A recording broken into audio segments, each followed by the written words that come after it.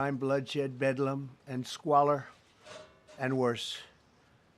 This is Liberation Day in D.C., and we're going to take our capital back. We're taking it back under the authorities vested in me as the President of the United States. I'm officially invoking Section 740 of the District of Columbia Home Rule Act. You know what that is? And placing the D.C. Metropolitan Police Department under direct federal control, and you'll be meeting the people that will be directly involved with that. Very good people, but they're tough, and they know what's happening, and they've done it before.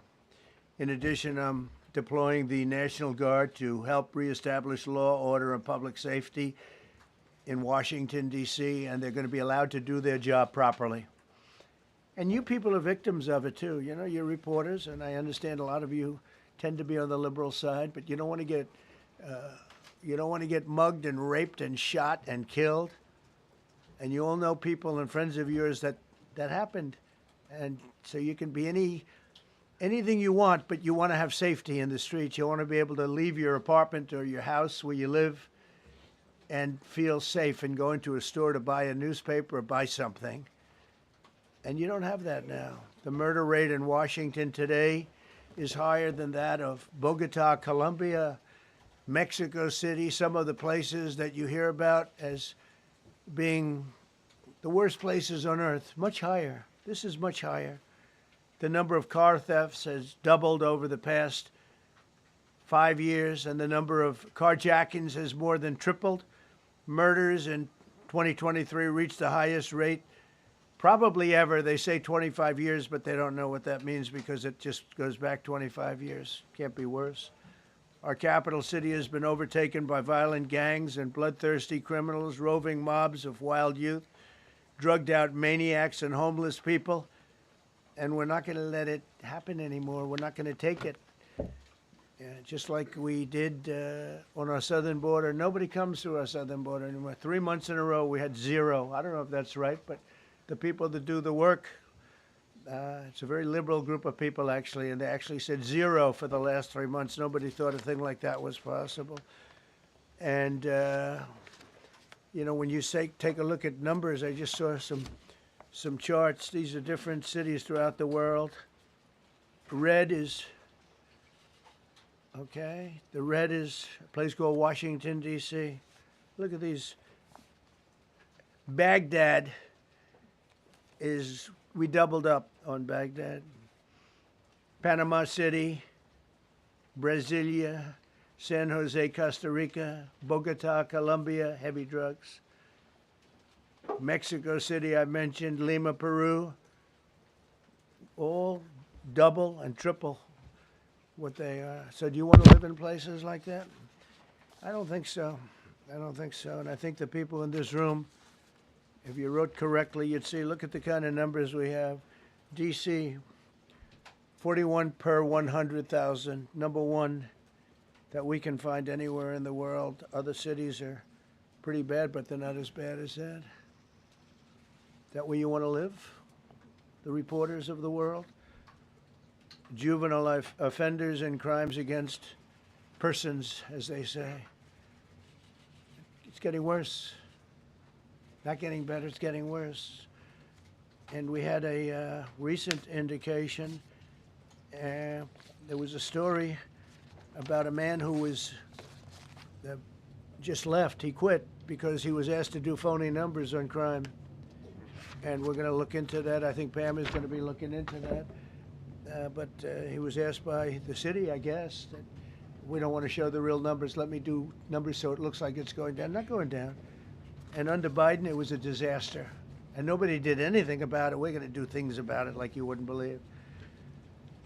Every American has a constitutional right to be able to access and petition their government in safety, and countless federal officials and employees likewise have the right to carry out their jobs in peace without being shot. As you know, I lost a very good person a while ago, was shot waiting for his wife. He was in the car. They robbed his car. They shot him. They killed him like it was nothing to it. She was walking to the car. It's a horror show. This issue directly impacts the functioning of the federal government and is a threat to America, really. It's a threat to our country. We have other cities also that are bad, very bad. You look at Chicago, how bad it is. You look at Los Angeles, how bad it is. We have other cities that are very bad. New York has a problem. And then you have, of course, Baltimore and Oakland. We don't even mention that anymore. They're so far gone. We're not going to let it happen. We're not going to lose our cities over this. And this will go further. We're starting very strongly with D.C., and we're going to clean it up real quick, very quickly, as they say. Days ago, a former member of the DOJ staff was savagely beaten by a band of roving thugs after defending a young woman from an attempted carjacking. He was left dripping in blood. He thought he was dead with a broken nose and concussion. Can't believe that he's alive. He can't believe it. In June, a 21-year-old congressional intern was tragically killed after being hit by a stray bullet in a drive-by shooting. A former Trump administration official named Mike Gill, fantastic person, was murdered last year in cold blood in a carjacking blocks away from the White House. We all knew him. Great person. Waiting for his wife as she was walking to the car.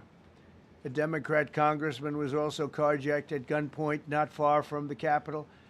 And in 2023, an aide to Senator Rand Paul was stabbed in the chest and head by a demented lunatic as he walked down the street, just absolutely for no reason.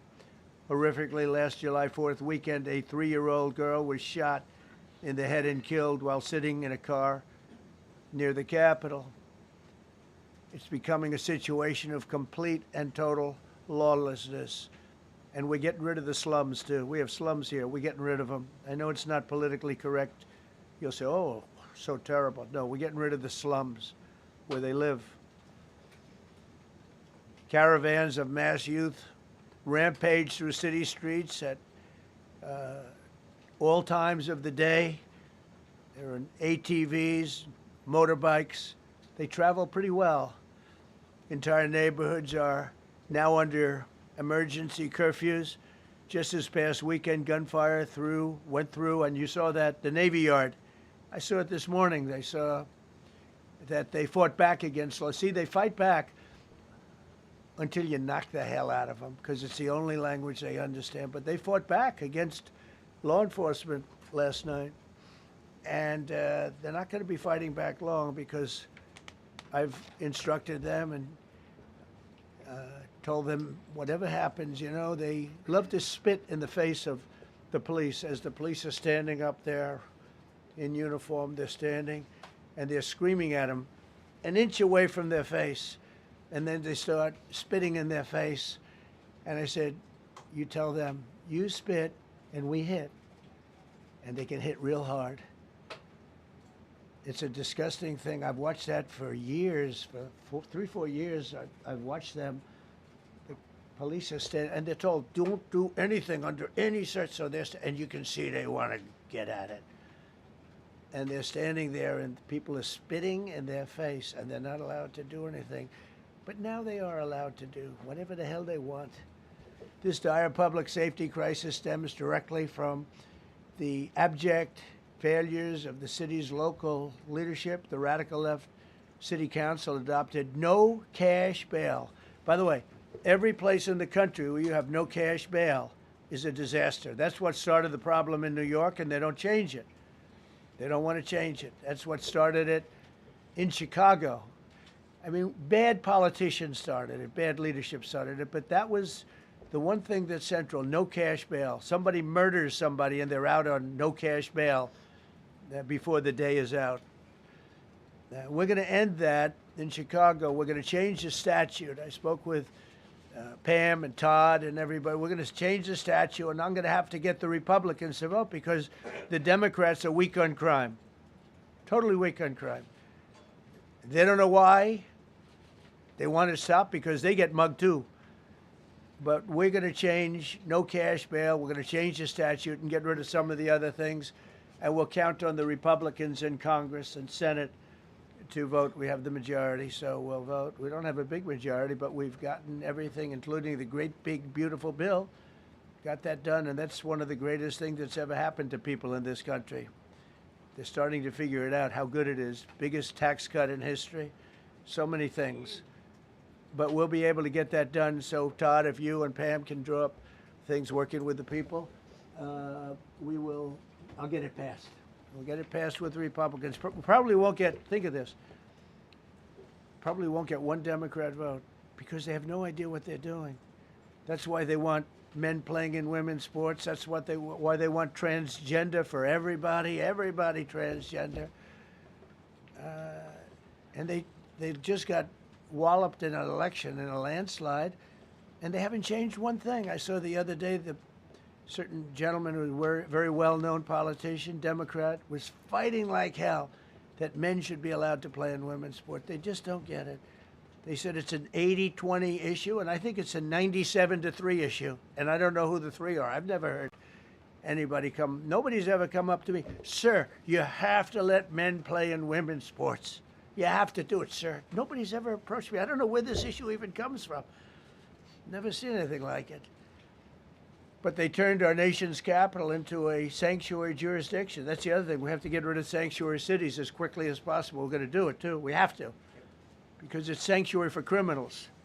Releasing illegal alien gang members onto the streets in 2022, nearly 70% of criminals arrested in Washington went unprosecuted. That's not going to happen with the group we have standing aside and standing behind me. And at the Metropolitan Police Department, it's now reached a small number relatively compared to what it was, but it's thousands of people. You know, we have thousands of police. I was told today, sir, they want more police. I heard a number, 3,500 police. That's a lot of police. 3,500. I thought they were going to say, we only have 30 policemen or women. He said, we have 3,500. We need more. You don't need more. That's so many. I never heard. That's like an army. How could you need more than 3,000? It just happened 2 minutes ago. Sir, they've requested more police. Oh, what do they have? About 3,500. I said, 3,500? This is not a big area. It's ridiculous. What you need is rules and regulations, and you need the right people to implement them. And we have the right people here, that I can tell you. Look at the border. Biden said, there's nothing you can do. Kamala was the border czar. She never called one of the Border Patrol agents who are great. ICE is great. Never spoke to anybody. Never went there. But she was the border czar. And everybody said it was impossible to fix. I fixed it in 3 months. No, really. I fixed it the first week, but really fixed it over the last couple of months. And I mean, literally to a point where, as I said, 0 illegals entering our country in the last 90 days. Pretty amazing. It's time for dramatic action. We're going to do the same thing over here. It's going to be a very safe city very soon. We're not looking to take years, because a lot of people die in years. And we've got incredible people in this country, except we have to allow them to do their job. And that we will deliver like nobody's ever delivered before. I actually think it's easy. You know, if you're competent, it's easy. If you're incompetent, it's impossible. But I'm very competent. Last week, my administration surged 500 federal agents into the district, including from the FBI, ATF, DEA, Park Police, the U.S. Marshal Service, the Secret Service, and the Department of Homeland Security. You know, a lot of nations, they don't have anything like that. They got some police, and they're rough police. They don't have DEA, ATF, FBI, Park Police, the U.S. Marshal Service, Secret Service, Department of Homeland Security. They got some police, but they're rough police, and they do their job. They don't have crime. We're not going to have crime either. They made dozens of arrests, and that's what starts to happen. Again, cashless bail. Watch what we do with that. Today, we're formally declaring a public safety emergency. This is an emergency. This is a tragic emergency. And it's embarrassing for me to be up here. You know, I'm going to see Putin. I'm going to Russia on Friday. I don't like being up here talking about how unsafe and how dirty and disgusting this once beautiful capital was, with graffiti all over the walls. It's another part of it, by the way, because we're talking about safety, but we're also talking about beautification. We have the most beautiful, potentially, capital in the world. We always had. But people come from Iowa, they come from Indiana, they come and then they get mugged. Not going to happen. Keep coming, because by the time you get your trip set, it's going to be safe again, and it's going to be clean very quickly. We're going to replace the medians that are falling down all over the roads. We're going to replace the potholes. We're going to put a nice new coat of asphalt over the top.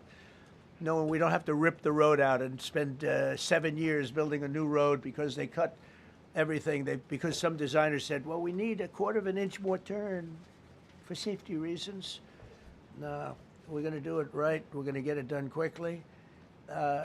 So today we're declaring public safety emergency in the District of Columbia, and Attorney General Pam Bondi, who's fantastic, is taking command of the Metropolitan Police Department as of this moment. And I'll be making the appropriate notifications to Congress and to the mayor, our new DEA administrator, who's one of the top in the country. He better be Terry. If you're not, I'm going to get rid of you so fast. Terry Cole. Terry, thanks. Very good. We just got him, most highly recommended person. And you'll be designated as the interim federal commissioner of the Metropolitan Police Department, okay? And you run them tough. They're good. You have a lot of good people. You have people that shouldn't be there. You also have people that shouldn't be there. They got in there because of woke. But you have a lot of great police, and those people are the ones that want to help you. This city will no longer be a sanctuary for illegal alien criminals. We will have full, seamless, integrated cooperation at all levels of law enforcement, and we'll deploy officers across the district with an overwhelming presence. You'll have more police, and you'll be so happy because you'll be safe. When you walk down the street, you're going to see police, or you're going to see FBI agents. We're going to have a lot of agents on the streets. You're going to have a lot of essentially military, and we will bring in the military if it's needed. By the way, we're going to have National Guard, but Pete Hegseth will tell you about it. We will bring in the military if needed. People say, "Oh, that's so terrible. He's going to bring in." It's been used many times over the years. I don't think we'll need it. I think we've got so many great people, including the people that are in the police department with proper leadership. They'll immediately begin massive enforcement operations targeting known gangs, drug dealers, and criminal networks to get them the hell off the street, maybe get them out of the country, because a lot of them came into our country illegally. They shouldn't have been allowed in. They come from Venezuela. They come from all over the world. We're going to get them the hell out. They won't be here long. But some of these people, a lot of them, are homegrown criminals. And these are bad people. These are rough people. And this is just a list of some of the people that were given to me today that were criminals removed from the D.C. streets this weekend. They were rough and tough. But we're rougher and tougher. Look at these people here. Nothing, you know. They're not going to be your local school teacher.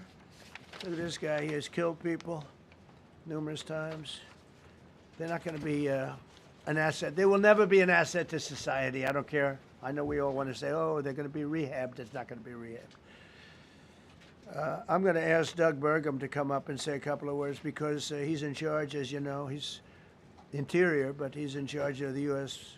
Park Police. And I've heard so many great things about the Park Police. They're proud of it. They've been there for a long time. Their families oftentimes grow into the roles. They love the country. They love this area. So, Doug, could you say a few words, please? Thank you, Mr. President. On behalf of the U.S. Park Police, this is the oldest federal police force in the nation. They were formed in 1791 by none other than President George Washington. They've got the awesome responsibility of protecting our nation's most sacred monuments. The National Mall, Washington Monument, Jefferson Memorial, Lincoln Memorial, Statue of Liberty, and out west, the Presidio and the Golden Gate area.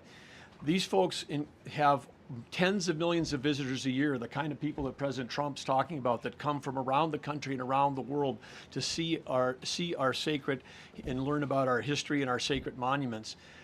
They've been doing a fantastic job, but they are so pleased, the rank and file, that President Trump is now allowing them to enforce the law. As those of you that live in the city may know, that the circles and the triangle parks that are spread throughout D.C. are actually federal park property. So the U.S. Park Police also have responsibility for that. These became littered with homeless camps under the Biden administration. All of you saw that. Since President Trump's executive order on March 27th, making D.C. safe and beautiful again, the U.S. Park Police have removed over 70 homeless camps. And President Trump also talked about beautification. They're stopping and enforcing the laws against graffiti on our monuments. They've removed over 80 specific attacks against our history with graffiti on our monuments. So they continue to do a great job, whether it's in their vehicles, on foot, or on the mounted police that you see around the National Mall. And President Trump, they thank you. The rank and file is so happy to be enforcing the law again. Thank you for your leadership. And they're excited about the announcement you're making today. Thank you, very good. Great job you're doing. Thank you very much. Pete, could you say something about the military, if you would? Well, Mr. President, it's an honor to be here. And at your direction this morning, we've mobilized the D.C. National Guard. It'll be operationalized by the Secretary of the Army, Dan Driscoll, through the D.C. Guard. You will see them flowing into the streets of Washington in the coming week. At your direction as well, sir, there are other units we are prepared to bring in. Other National Guard units, other specialized units. They will be strong, they will be tough, and they will stand with their law enforcement partners. This is nothing new for DOD. As the President noted, at the border, we've got 10,000 troops down there who've been operating in defense cooperation areas, defense zones, where there's zero illegal crossings because of troops on strikers scanning the border. We've been protecting other people's borders for 20 years. It's about time we protect our own. And we're working with ICE and CBP. In Los Angeles, we did the same thing, working with the California National Guard, working with ICE officers. ICE officers deserve to do their job and not be attacked. We will work alongside all DC police and federal law enforcement to ensure this city is safe, this city is beautiful. And as I always say about President Trump to the troops, he has their back. And my message to the National Guard and federal law enforcement in Washington is, we have your back as well. Be tough, be strong, we're right behind you. Thank you, Mr. President. I'm going to ask Pam, because she's now, as you heard me say, she's really in charge of a lot of what we're talking about. She's done an incredible job. People are going to start to see the fruits of her labor. And Pam, maybe you could say a few words about what we're talking about here. Sure, President. Let me be crystal clear. Crime in D.C. is ending, and ending today. We are going to use every power we have to fight criminals here. President, thank you for caring about our capital. Families come here every summer. Our museums are free. We have the National Zoo. We have the National Gallery. D.C. should be a place where everyone can come and feel safe. Behind me and to my side, we have some of the best career law enforcement and prosecutors in the country who are ready to take this on. As the President said, Terry Cole is going to be supervising the Metro Police Department. Gandhi Saralta, our U.S. Marshal, is going to be supervising command and control, the entire operation. Our Deputy Attorney General, Todd Blanche, and I will be working with them closely, along with our great FBI Director, Kash Patel. Kash is going to talk to you in a minute about what we did in Virginia recently with Governor Youngkin. Many of you covered that, and it was tremendously successful. Not only that, our secret weapon here in D.C. is U.S. Attorney Jeanine Pirro, one of the toughest prosecutors and a former judge, and she is going to be talking about juvenile crime, how it's out of control here, and what she's going to do to fight back. No more crime rampant in our beautiful capital. No more teenage girls beating a disabled man to death. No more of that. No more drive-bys. We're going to do everything we can. And working with the ATF Director Driscoll and Commander of the Army, we're going to all work together. That's what we all do in this room. We work together, we fight. Do not underestimate one person in this room. We're going to make DC beautiful. We're going to make DC safe again. One other thing, just at the wharf a few days ago, the area of the wharf, Terry Cole reached out to me, not even nightfall, on the weekend, where so many families and tourists go. A guy's overdosing from fentanyl on a park bench in the middle of families around. They administer Narcan and saved his life. No more of that. The President of the United States is going to clean up DC, and we're going to be there to help him, and we're going to be successful. Thank you. Thank you, Pam. Cash, talk about Northern Virginia, if you would. Northern Virginia, we had a big success. Thank you, Mr. President. Thank you, Attorney General Bondi, for your leadership, Deputy Attorney General, and the rest of our interagency partners. Mr. President, the following is what happens when you let good cops be cops, and I just want to highlight that before I get into Northern Virginia. This year alone, under President Trump's administration, we've had over 4,000 child victims identified and found. That's a 33% increase from the same time period last year. 33% increase. We've had a seizure of 1,500 kilograms of fentanyl up to this date. That is a 25% increase since the same time period last year. And just to put it in perspective, 1,500 kilograms of fentanyl is enough to kill 115 million Americans. 115 million Americans. Cops are getting after it. The FBI has arrested 19,000 people this year alone. Thanks to President Trump's administrations, that's double than where we were this time last year. And we have also arrested 1,600 people who have committed violent acts against children. 270 of them are human traffickers of children. Mr. President, this is what happens when you have great leadership at the Attorney General with Pam Bondi, your administration's priority of protecting the homeland and protecting American citizens and protecting our children, and the murder rates are plummeting.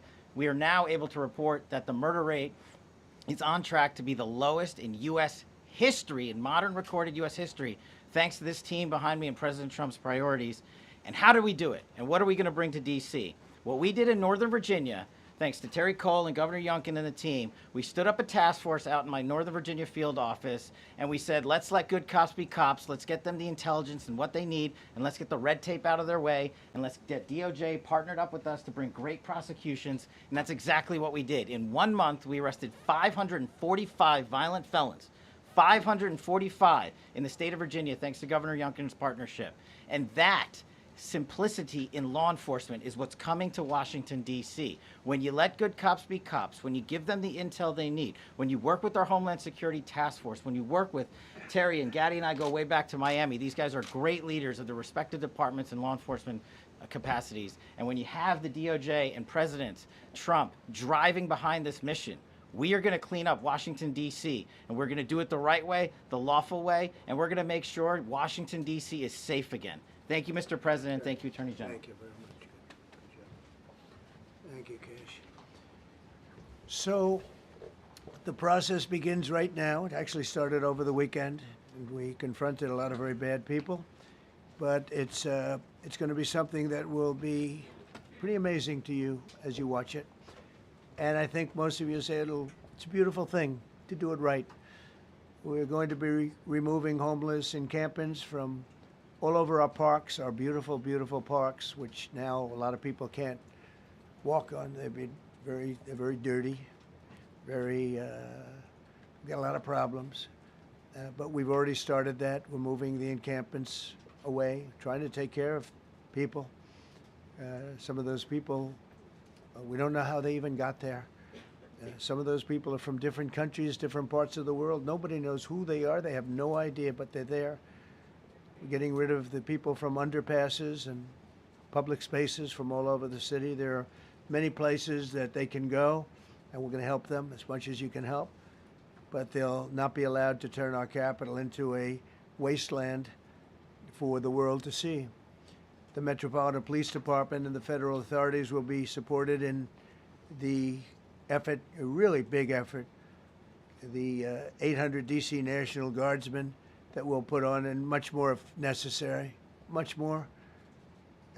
You remember I said, I offered 10,000 once. Remember I said to a certain person, who I thought always was highly overrated, not very competent, but I said, if you need them, we'll give you 10,000 of the military or the National Guard, they turned me down.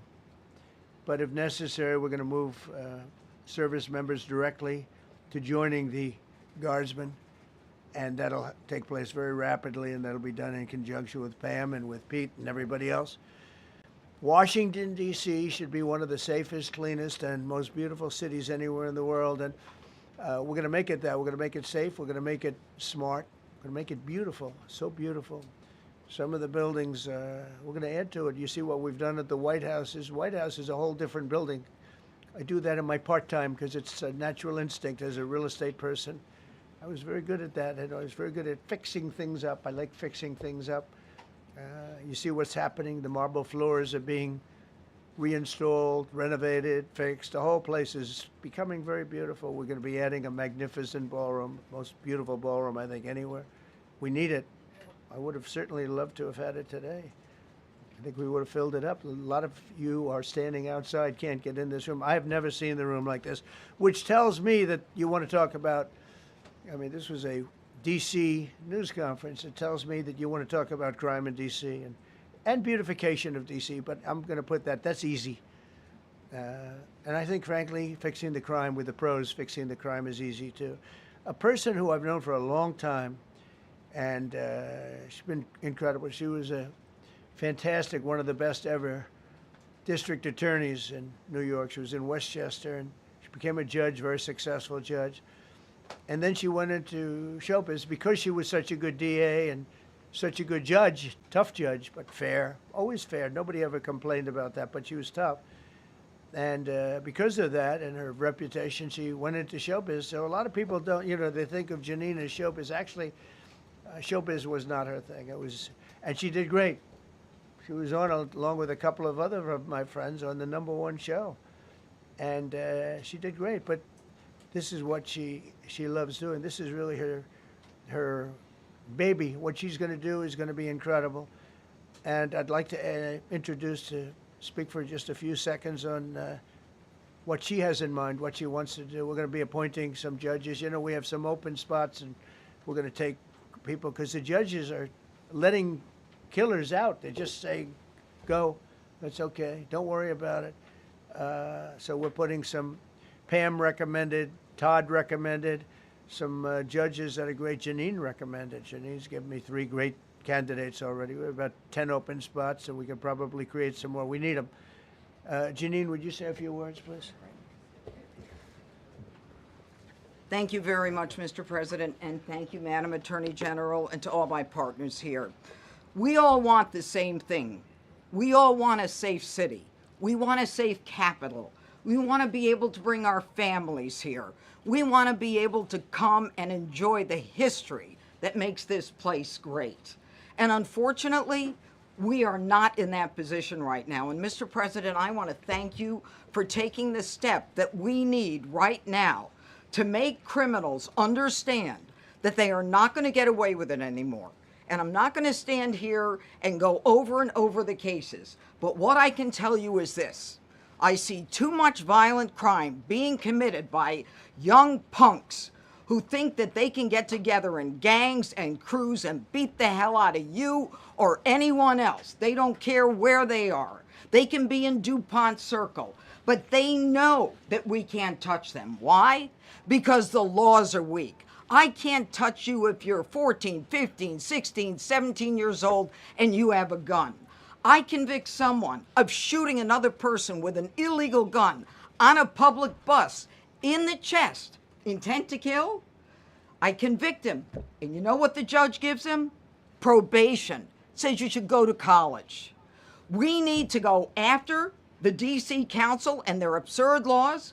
We need to get rid of this concept of, no cash bail. We need to recognize that the people who matter are the law-abiding citizens, and it starts today. But it's not going to end today, because the president is going to do everything we need to do to make sure that these emboldened criminals understand we see you, we're watching you, and we're going to change the law to catch you. And my final note is this. These kids understand that the jurisdiction is through the State Attorney General, Brian Schwab.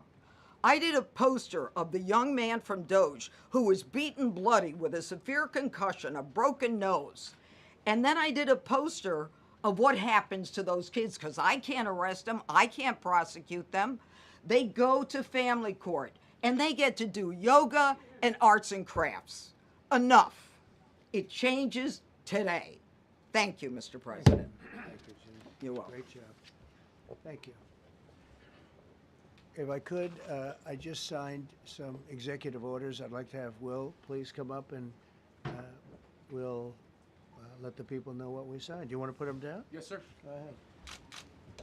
A short while ago in the Oval Office, President Trump signed 2 crucial executive actions to deal with the emergency crime conditions we currently face in the District of Columbia.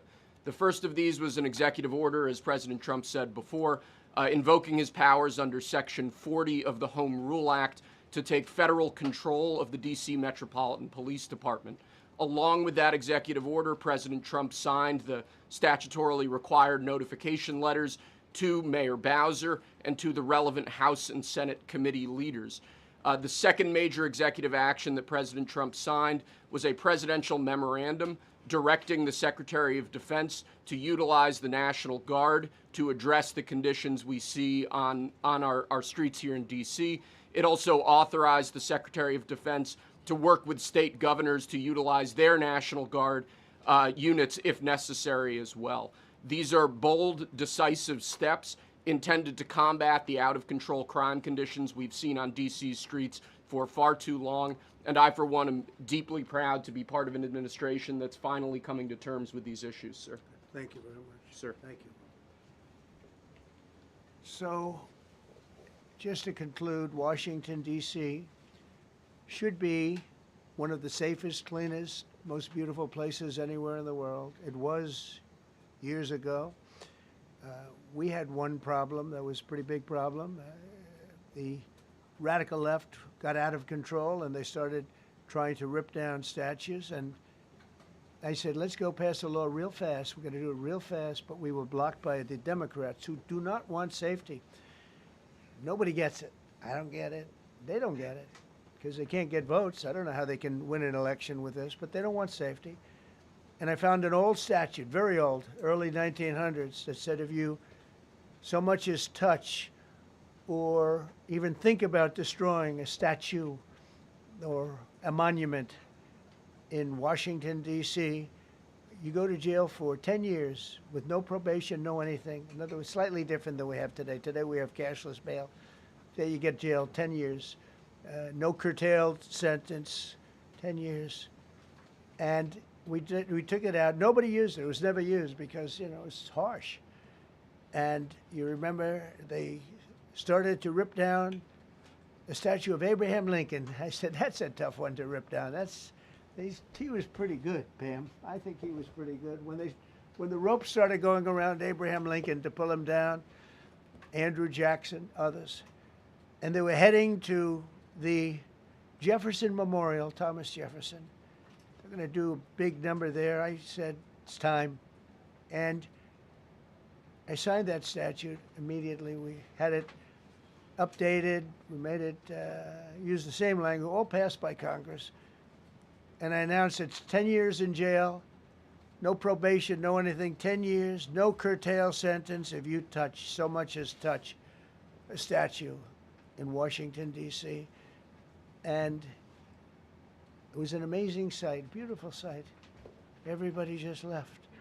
The ropes were hanging around Andrew Jackson, and there were 2 ropes around Abraham Lincoln. They left the rope, but everybody just left. And that was the last problem we ever had. You know, that was the last problem that we ever had with the statues. They were going wild, and somebody came to me and said, sir, in 1910, I don't want to give you an exact because you'll say, Donald Trump gave us wrong dates around like early on.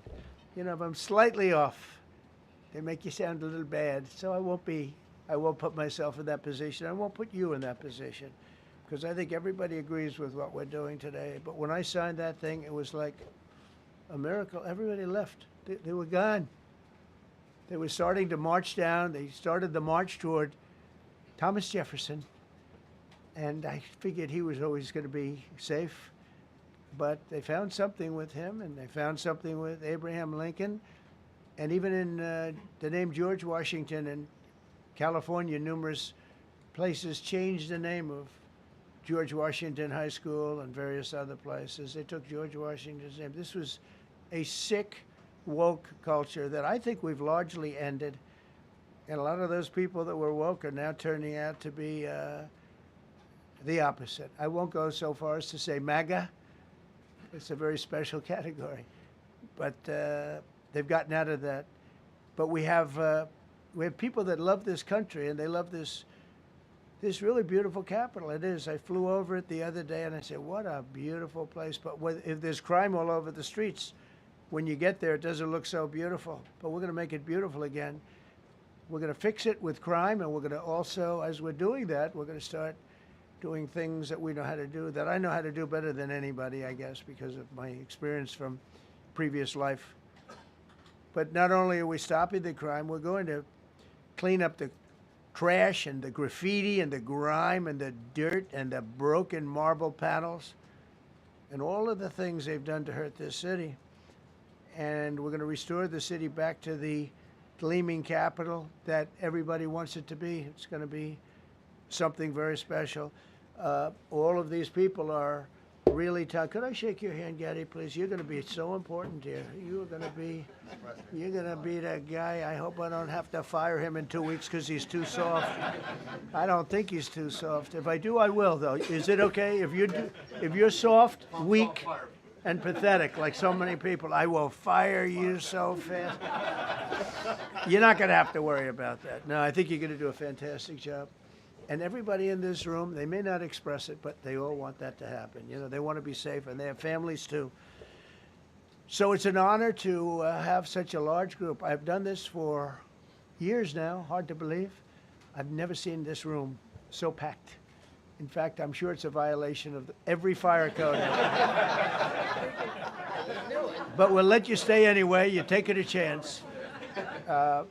And with that, we'll say, maybe if you could, oh, wow. We could be here all day long. If we could keep the first questions, perhaps, to this subject, and then we'll go on to a few others. Please. Mr. President, thank you so much. Can you talk about how personal of an issue this is? We talked about flying over the Washington Monument and seeing the pride of what D.C. is. And do you believe that the status of the city, the cleanliness, the way that crime is low, is a direct reflection on how the country is run? Yeah, I do. I think the Capitol, look, everyone comes here. They're all coming. All the leaders, they're all wanting to come. And I say it, I've said it again, but I'm really just quoting other leaders from NATO, from the Middle East, King of Saudi Arabia, Qatar, UAE. I was over there. We brought back $5.1 trillion of investment into our country. But I was, a month and a half ago, I was at NATO. We had a great thing. They agreed to put up 5% instead of 2%. 2% they didn't pay, 5% is already paid. We had a great meeting, and they all said the same thing. They said our country was dead. They thought our country was gone. 1 year ago, they said your country was dead. And now you have the hottest country anywhere in the world. We do. We have the hottest country in the world right now. The tariffs have helped. It's given us not only the money, it's billions, trillions of dollars of money, but it gives us great power over enemies. We solved 5 wars with Pakistan and India. We just solved one. Azerbaijan and, as you know, and Armenia. A war was raging for 37 years. And the 2 leaders got up and they said, we never thought this would be solved. Russia tried to solve it. They all tried to solve it. It was a very tough situation, but we got it done and got it done. And I said to the 2 men, I said, are you guys friends? And they had a hard time. You know, they've been killing each other for 37 years, right? One was there 5 years, one was there for 22 years. He said, my whole life I've been fighting this war, and you got it solved. But we did many of those. We did in the Congo and Rwanda. That's been going on for 30 years. 8 to 9 million people killed that they know of, but it was raging, and we got that solved. We got a lot of them done. It's a great honor. But you want to have, when they come, the leaders come to our country to sign documents that the war is over or whatever, or for other reasons. They come for trade. And you want them to come through so beautifully. You ride down those roads, everything should be perfect. You shouldn't have medians falling down into the roadway. Median, you know, the metal things that are always, somebody had a great lobbyist, because I've never seen them look good. I've been looking at those things with the little, right? They're always broken and bad, but here they're really bad. And we're going to either put new or fix it. And it's not expensive. It's not really expensive. And we're going to fix our roads a little bit. We're going to clean up our sidewalks. You have countries where every Saturday, the people go out and they wash their sidewalks in front of their stores or their houses. They scrub their sidewalks. So we aren't quite at that level yet. I don't think, Gandhi, we're not quite there yet, but maybe we will. They go out and they scrub. I think it's so beautiful to hear that and to see those stories. But we're going to make it clean. But just to finish with your question, it's a very, very strong reflection of our country. And when they see a bad city, you know, my father always used to tell me, I had a wonderful father, very smart, and he used to say, son, when you walk into a restaurant and you see a dirty front door, don't go in, because if the front door is dirty, the kitchen's dirty also. Same thing with the Capitol. If our Capitol's dirty, our whole country is dirty, and they don't respect us. So it's a very good question, actually. Mr. President, sorry. Question for you on the specific issue. Do you expect more cities to follow DC's path if this goes through? So the idea is that Chicago, LA, San Francisco, would they expect similar action what we've seen in DC? And the other question, sir, there's reporting that the administration is going to reclassify marijuana. Would that send mixed messages that if marijuana is okay, some drugs are okay, but we're trying to clean up crime? How do they go hand in hand? We're only looking at that. That's early, but you know, somebody reported it, which is fine. We're looking at it. Some people like it. Some people hate it. Some people hate the whole concept of marijuana, because if it does bad for the children, it does bad for people that are older than children. But we're looking at reclassification, and we'll make a determination over the next, I would say, over the next few weeks. And that determination hopefully will be the right one. It's a very complicated subject, the subject of marijuana. I've heard great things having to do with medical, and I've had bad things having to do with just about everything else. But medical and, for pain and various things, I've heard some pretty good things, but for other things, I've heard some pretty bad things. The other part of your question, I mean, we're just going to see what happens with it all. We're going to have a tremendous success in what we're doing. Other cities are hopefully watching this. They're all watching, just like everyone's watching here. They're all watching, and maybe they'll clean up, and maybe they'll do this and get rid of the cashless bail thing and all of the things that caused the problem. I mean, if you go back, this whole thing with cashless bail is a disaster. So many problems came that we never had before. So they're watching us today, and if they don't learn their lesson, if they haven't studied us properly, because we're going to be very successful. I have zero doubt about that. It's going to be. It's a question of will it be really fast, like the border. You know, everyone said, they used to say, Biden used to say, I need legislation. I didn't get any legislation. I called up our people, and we did a great job. Tom Homan was great. As you know, our secretary did a great job. They did a great job. There's no games. They didn't play games. And we're going to have the same thing here. But then I'm going to look at New York in a little while. Let's do this. Let's do this together. Let's see. It's going to go pretty quickly. And if we need to, we're going to do the same thing in Chicago, which is a disaster. We have a mayor there who's totally incompetent. He's an incompetent man. And we have an incompetent governor there. Pritzker's an incompetent. His family threw him out of the business, and he ran for governor. And now I understand he wants to be president. But I noticed he lost a little weight, so maybe he has a chance. You know, you never know what happens. But Pritzker's a gross incompetent guy, thrown out of the family business. But when I look at Chicago and I look at L.A., if we didn't go to L.A. 3 months ago, L.A. would be burning like the part that didn't burn. If he would have allowed the water to come down, which I told them about in my first term. I said, you're going to have problems. Let it come down. We actually sent in our military to have the water come down into L.A. They still didn't want it to come down after the fires. But that was it. We have it coming down. But hopefully L.A. is watching. That mayor also. The city's burning. They lost like 25,000 homes. I went there the day after the fire. You were there.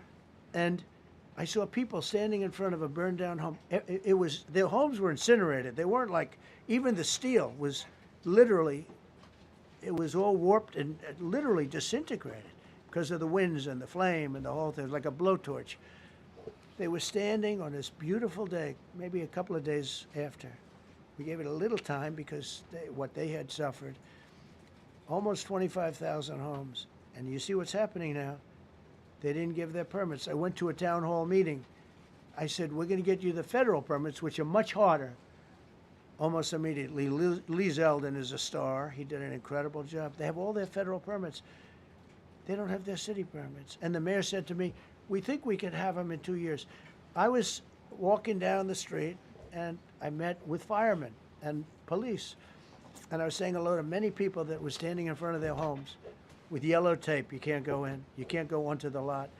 And those people wanted to start rebuilding their homes then and there.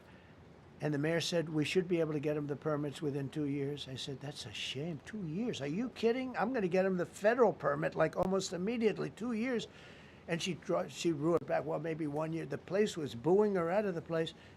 They don't have their permits to build their homes. And now they're talking about putting, this is among the most beautiful areas was in the country. Now they're talking about putting low-income housing there.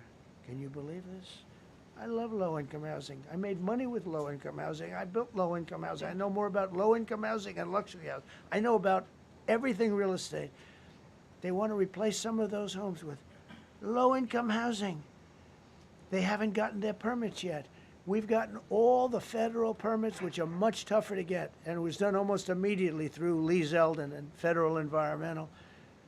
And I watched the other day, those people are angry. And now, you know, they had tremendous, they loved that area. They loved the whole big area, different places, but they loved it. It was all luxury stuff and beautiful stuff, and some wasn't that luxury, but the level of love for that neighborhood, their neighborhoods, was incredible. And you know what? I watch people on television, they want to go, they want to leave. They've lost their spirit, they've lost their heart, because the mayor's incompetent. And Gavin Newsom is incompetent. Got a good line of bullshit, but that's about it. He's incompetent. And you have Los Angeles is, you know, it's amazing. You know, I called, the first thing I did, I got the Olympics to go there. I was the one that got it. And by a rare thing that happened, I'll be the president. I was very upset because I got the Olympics there, and I said, I won't be president when it comes. But bad things happened, and illegal things happened, really illegal things happened. Now it turns out one good thing was I'm going to be the president for the Olympics for 2050, for 250, which is going to be fantastic, and also for the World Cup. So we have a lot of good things, and I hope 250 is going to be, the 250th anniversary is going to be the best. But when I looked at those people, and I saw last night on television that they still don't have their permits, it's a disgrace what's happened in Los Angeles. Yeah, thank you. The China tariff deadline is tonight. Do you plan to extend that? We'll see what happens. China's been, we've been dealing very nicely with China, as you probably have heard. They have tremendous tariffs that they're paying to the United States of America. And we'll see what happens. They've been dealing quite nicely. The relationship is very good with President Xi and myself. President, you mentioned your upcoming meeting with President Putin. Can Yeah. you tell us what you hope to get out of that and whether you'll consider inviting President Zelensky to join? So you have to understand, this is a war that should have never happened. This is a war that wouldn't have happened if I were president. It would have never happened. It was the apple of his eye. I got along very well with President Putin. But if you look, under President Bush, they took a lot of territory. Under President Obama, they took a lot of territory. Under Biden, they essentially took the whole thing. You know, it's just a question of time. Under Trump, you know what they took? Nothing, nothing. I was the one that said, you can't build your pipeline. That was half built. I came in, I stopped the pipeline. It's called called Nord Stream 2. Nobody knows that, you know. Nobody ever heard of Nord Stream 2. You might have not even heard it. Biggest pipeline in the world. I stopped it. I was not a friend of Russia, but I got along well with Putin. It's always good to get along with other countries if possible, but that doesn't mean you roll over like Biden did. Biden came in and he immediately approved the pipeline. I couldn't believe it. Then they say Trump wasn't tough on Russia. I wasn't tough. I was the toughest. Putin said, if you're not tough, I would hate like hell to see you visit. I stopped the biggest economic development job, the biggest job that Russia had ever built. I stopped it. It was dead. And this low IQ president came in and he let them build a pipeline and supply oil and gas all over Europe, you know. So this is really a feel-out meeting a little bit. And President Putin invited me to get involved. He wants to get involved. I believe he wants to get it over with. Now, I've said that a few times, and I've been disappointed because I'd have like a great call with him, and then missiles would be lobbed into Kiev or some other place, and you'd have 60 people laying on a road dying. I said, that's cold, that's cold. But it's a violent war. 5,000 to 7,000 people a week are dying. And you know, there's nobody from here. They're all Russian and Ukrainian people, and some people from the cities, much smaller number, but still, those missiles do damage and they kill a lot of people, but mostly soldiers. And they're young soldiers, although in the case of Ukraine, they're getting much older. They're drafting 60-year-olds now. It's a terrible thing to witness, and I think I have an obligation. Look, this is Joe Biden's war. This is not my war. I made a deal with NATO a month ago. You covered it very accurately, actually. We don't pay anything anymore. You know, we're not paying anything. They are buying things from us, and NATO is paying us. I got it raised from 2% of GDP to 5%. And they're paying us for everything that we send. We're not paying. But Biden approved $350 billion. Europe has spent $100 billion. The money that's been spent and the death is incredible. It's the worst thing that's happened, by far the worst that's happened since World War II. So I'm going in to speak to Vladimir Putin. And I'm going to be telling him, you got to end this war. You got to end it. And he wasn't going to mess with me. This war would have never happened. You know, we had a discussion about it one time, and we never had that discussion again. Would have never happened. And when the election was rigged, and then Biden took office, which was barely took office, the auto pen took office, bad things started happening. Bad things, stupid things were said. And it ended up in a war. And you know, and I don't believe this will happen anymore because I have that pretty well covered. This could end up in a third world war. This could have been a third world war. I don't think that's going to happen now. But I thought it was very respectful that the president of Russia is coming to our country as opposed to us going to his country or even a third-party place. But I think we'll have constructive conversations. Then after that meeting, immediately, maybe as I'm flying out, maybe as I'm leaving the room, I'll be calling the European leaders who I get along with very well. And, you know, I have a great relationship, I think, with all of them. And I get along with Zelensky, but, you know, I disagree with what he's done. Very, very severely disagree. This is a war that should have never happened, wouldn't have happened. But I'll be speaking to Zelensky. The next meeting will be with Zelensky and Putin, or Zelensky and Putin and me. I'll be there if they need, but I want to have a meeting set up between the two leaders. I was a little bothered by the fact that Zelensky was saying, well, I have to get constitutional approval. I mean, he's got approval to go into war and kill everybody, but he needs approval to do a land swap because there'll be some land swapping going on. I know that through Russia and through conversations with everybody to the good, for the good of Ukraine. Good stuff, not bad stuff. Also, some bad stuff for both. So there's good and there's bad. But it's very complex because you have lines that are very uneven. And there'll be some swapping. There'll be some changes in land. And the word that they will use is, you know, they make changes. We're going to change the lines, the battle lines. Russia's occupied a big portion of Ukraine. They've occupied some very prime territory. We're going to try and get some of that territory back for Ukraine. But they've taken some very prime territory. They've taken largely ocean You know, in real estate, we call it oceanfront property. That's always the most valuable property. If you're in a lake, a river, or an ocean, it's always the best property. Well, Ukraine, a lot of people don't know that Ukraine was largely 1,000 miles of ocean. That's gone. Other than one small area, Odessa, it's a small area. There's just a little bit of water left. So I'm going to go and see the parameters. Now, I may leave and say, good luck, and that'll be the end. I may say this is not going to be settled. I mean, there are those that believe that Putin wanted all of Ukraine. I happen to be one of them, by the way. I think if it weren't for me, he would not be even talking to anybody else right now. But I'm going to meet with him. We're going to see what the parameters are. I'm then going to call up President Zelensky and the European leaders right after the meeting, yeah. And I'm going to tell them what kind of a deal. I'm not going to make a deal. It's not up to me to make a deal.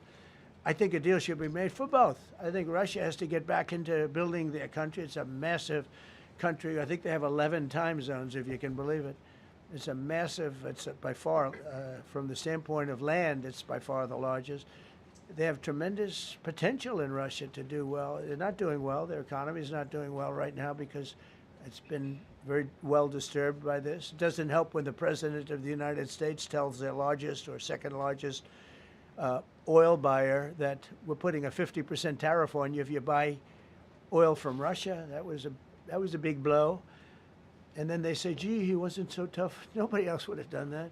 And I haven't stopped there. I mean, look, I was all set to do things far bigger than that, but I got a call that they'd like to meet, and I'm going to see what they want to meet about. I'd like to see a ceasefire. I'd like to see the best deal that could be made for both parties. You know, it takes two to tango, right? So ultimately, I'll have a meeting next week. I had a great relationship with him, considering the fact that, you know, I was not nice to him because of the pipeline. I ended the pipeline. I also gave the javelins. Do you ever hear of a javelin? Javelin is called a tank buster. They say that Obama gave them sheets and I gave them javelins. If it weren't for me, all those tanks that were destroyed at the first days of the war because the tanks got stuck in the mud, some commander made a better. You know, they would have been in Kiev in 4 hours, going down the highway. But a Russian general made a brilliant decision to go through the farmland instead. And they just had torrential rains, and the rains were so bad, and it was mud, and those tanks got stuck in the mud. I don't know who that general is, but knowing Vladimir, he's probably not around any longer because all those tanks were stuck in the mud, and they went along with the javelins. I gave them the javelins. You know that, right? I gave them javelins. They gave them sheets. But I'm going to meet with President Putin, and we're going to see what he has in mind. And if it's a fair deal, I'll reveal it to the European Union leaders and to the NATO leaders, and also to President Zelensky. I think out of respect, I'll call him first, and then I'll call them after. And I may say, lots of luck, keep fighting, or I may say we can make a deal. If not, I will tell you this. I've seen a poll coming out of Ukraine. 88% of the people would like to see a deal made. And if you go back 3 years, everybody was gung-ho for war. You know, everybody's gung-ho for war until you have it. It's an amazing thing. I had it with a couple of countries where I couldn't get a deal done with one particular country. And I just couldn't. The guy's great. He's a friend of mine. Great. Good leader. Tough as hell. I couldn't get the deal done. And then he went into war for a short period of time. You know where I'm talking about. First term. And it was nasty. Guys being killed all over the place. And he went through 1 week of war, and I was able to get the deal done. He said, this is nasty. Yes, please. Yeah, just to follow up on what you were saying there. First of all, Volodymyr Zelensky is not invited on Friday? He wasn't a part of it. I would say he could go, but he's gone to a lot of meetings. You know, he's been there for 3.5 years. Nothing happened. And what is the definition? I mean, do you want somebody that's been doing this for 3.5 years? What's the definition of a good deal? I'll tell you after I hear what the deal is. Because there could be many definitions. You know, you're talking about a very large and complex situation. Now, I tell you, the war that I just settled with Azerbaijan and with, as you know, and Armenia was almost as complex as this one, having to do with routes, Successful trade. meeting on Friday with Vladimir. Well, we're going to have a meeting with Vladimir Putin, and at the end of that meeting, probably in the first 2 minutes, I'll know exactly whether or not a deal can be How will you made. know that? Because that's what I do. I make deals. Mr. President. please, go ahead. Yeah, thank you, Mr. President. I'm going to ask you two questions, one about China, one about Russia, if I could. On China, your administration agreed to send the most advanced or advanced NVIDIA and AMD chips. No, obsolete. No. Obsolete chip. Well, and then 15% of the You profits mean the come back. 20s? No. This is an old chip that China already has. And I deal with Jensen, who's a great guy, and NVIDIA. The chip that we're talking about, the H20, it's an old chip. China already has it in a different form, different name, but they have it. Or they have a combination of two will make up for it and even then some. Now Jensen's a very brilliant guy, and Jensen also has a new chip, the Blackwell. Do you know what the Blackwell is? The Blackwell is super duper advanced. I wouldn't make a deal with that, although it's possible I'd make a deal, a somewhat enhanced in a negative way Blackwell. In other words, take 30% to 50% off of it. But that's the latest and the greatest in the world. Nobody has it. They won't have it for 5 years. But the H20 is obsolete. You know, it's one of those things, but it still has a market. So I said, listen, I want 20% if I'm going to approve this for you, for the country, for our country, for the U.S. I don't want it myself. You know, every time I say like 747, I want, yeah, for the Air Force. So I just wanted, so when I say I want 20, I want for the country. I only care about the country. I don't care about myself. And he said, would you make it 15? So we negotiate a little deal. So he's selling a essentially old chip that Huawei has a similar chip, a chip that does the same thing. And I said, good, if I'm going to give it to you, because they have a, they have a stopper, what we call a stopper, not allowed to do it. It's really known as a restrictive covenant. And I said, if I'm going to do that, I want you to pay us as a country something, because I'm giving you a release. I released them only from the H20. Now, on the Blackwell, I think he's coming to see me again about that, but that will be a unenhanced version of the big one. Like, I don't know if you know it, we will sometimes sell fighter jets to a country, and we'll give them 20% less than we have. Do you know what I mean, right? That's the same. So on Russia, do you see a time, Mr. President, when there could be normal trade between the U.S. and Russia? Should your meeting go well, should there be peace? I do, yeah. Russia has a very valuable piece of land. If Vladimir Putin would go toward business instead of toward war, it's a warring nation. That's what they do. They fight a lot of wars. A friend of mine said Russia's tough because they just keep on fighting. They beat Hitler, so did we. And they beat Napoleon. They've been doing this for a long time. I asked a question to a very, very smart man that some people like and some people don't like. Viktor Orban, right? From Hungary, the head of Hungary. And he's in that same area and knows the two countries very well. I said, this was before Biden didn't do anything to get us out of it. He could have gotten us out of that. It would have never happened. I said, so can Russia be beaten by Ukraine? He looked at me like, what a stupid question. He said, Russia's a massive country, and they win their country and they win their life through wars. They fight wars. That's what they do. He said, China beats you with trade. Russia beats you with war. It was a very interesting statement. China's not beating us with trade, not when I'm in charge. But they were beating Biden with trade, but they never beat us with trade. Don't forget, China had to pay $400 billion worth of tariffs when I was last time. That was last time.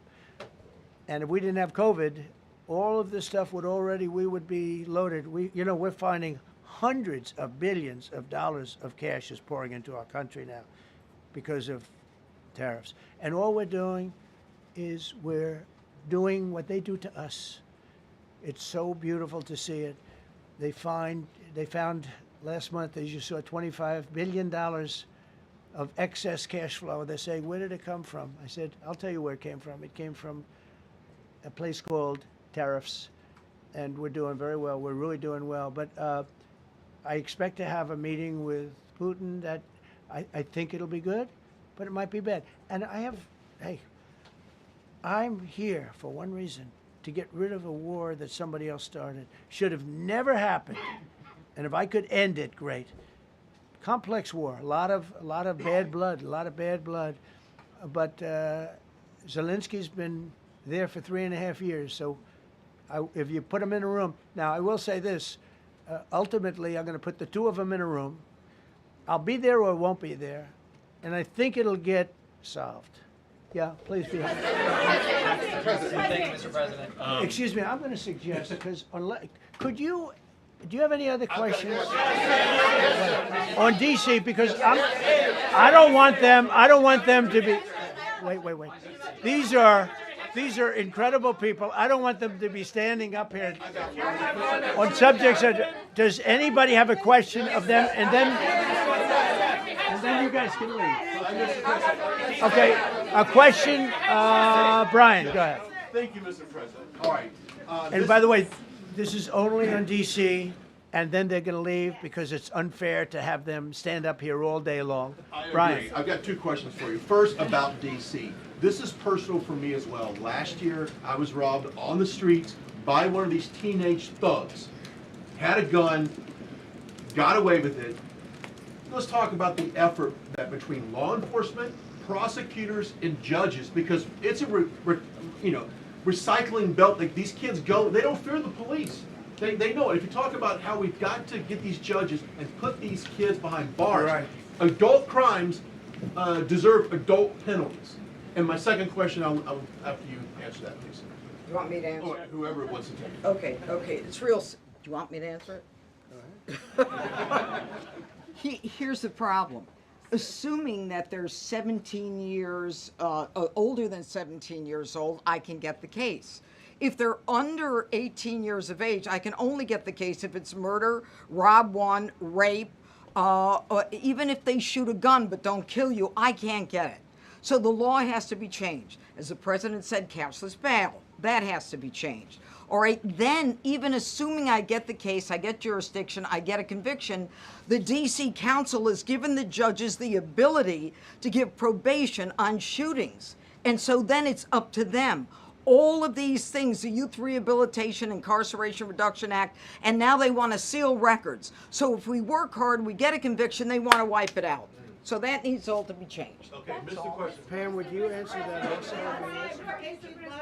Yeah, and just back to that topic. Let's be clear, though. We're going to charge them, and we're going to track every single thing they do throughout every step of the court process and report back to you and let all of you know what's happening to them. Because the people who are prosecuting them, the judges who are trying them, they also need to be held accountable. Mr. President, you also made the comment. You walked out here. This is the most people we've ever seen in this briefing. I've never seen ever, right? I've never seen any. Where's Caroline? Where's my superstar? Caroline. Is Caroline in the back? Where's Caroline? Come here, Caroline. Come here, Caroline. Come here. Is she doing a good job, by the way? Come here, Caroline. Is this the largest crowd that you've ever seen? This is definitely the most packed briefing, and I think all of you would agree. I think it's why we need to build a ballroom. Mr. President, I have a better idea. All right, Brian, go ahead. My question is this. You're building the big, beautiful ballroom. Yeah. Could we build a big, beautiful briefing room, updated technology, No. more seats? I don't want to do that. I don't want you to be comfortable. So no, I don't want to make life comfortable. So look. Let's just do this. Let's do this. It's going to be a big thing. We're going to Russia. That's going to be a big deal. What happens, happens. I'll let you know what happens. You'll be the first to know. I'll be calling the European leaders. I'm going with totally, I mean, we have a lot of talks. They're great people. They're great leaders, actually, and they want to get back. Honestly, as one of them said, I've OD'd on trying to settle Ukraine. They've OD'd, meaning they've overdosed on the settlement of Ukraine. Not a nice expression, but boy, is it accurate. They're tired of it. They want to get back to spending money on their countries. You know, Biden gave them $350 billion. Europe gave $100 billion. It should be much more than that. Shouldn't have been that kind of, they should have had equalization, but they didn't. But you know what? Still a lot of money. They want to get back to building their own countries. They really want it resolved. My relationship with the European leaders, as you saw, is extremely good. It's perfect. It's beautiful. Wait. And we're going to try. I'll be in touch with them.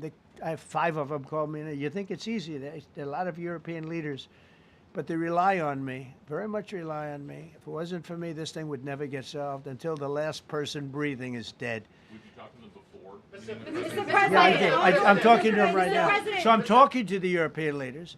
I'll be talking to President Zelensky. I'm going to get everybody's ideas. I go into that thing fully loaded right up there, and we're going to see what happens. Now, I think one of 2 things is going to happen. It's going to be a good meeting, and we'll go a step further. We'll get it done.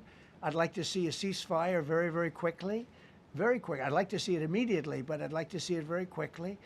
And we're going to be dealing with the European leaders, and we're going to be dealing with President Zelensky, and hopefully we're going to have a great success. As far as this, what we did today, and I think you were here for D.C. more so than even Russia, because Russia will be, you know, we have a couple of days to go, but the Russia is going to be very interesting. But to me, what is very exciting, and we're going to take back our capital. We're going to make it beautiful again, but we're going to make it, more importantly, safe again. It's going to be so safe. It's going to be a model. And then we'll look at other cities also. But other cities are studying what we're doing. And you have some capable people in other cities. They can do it too. But we have a great group of professionals. We're going to have a safe, beautiful capital, and it's going to happen very quickly. Thank you all. Thank you all very much.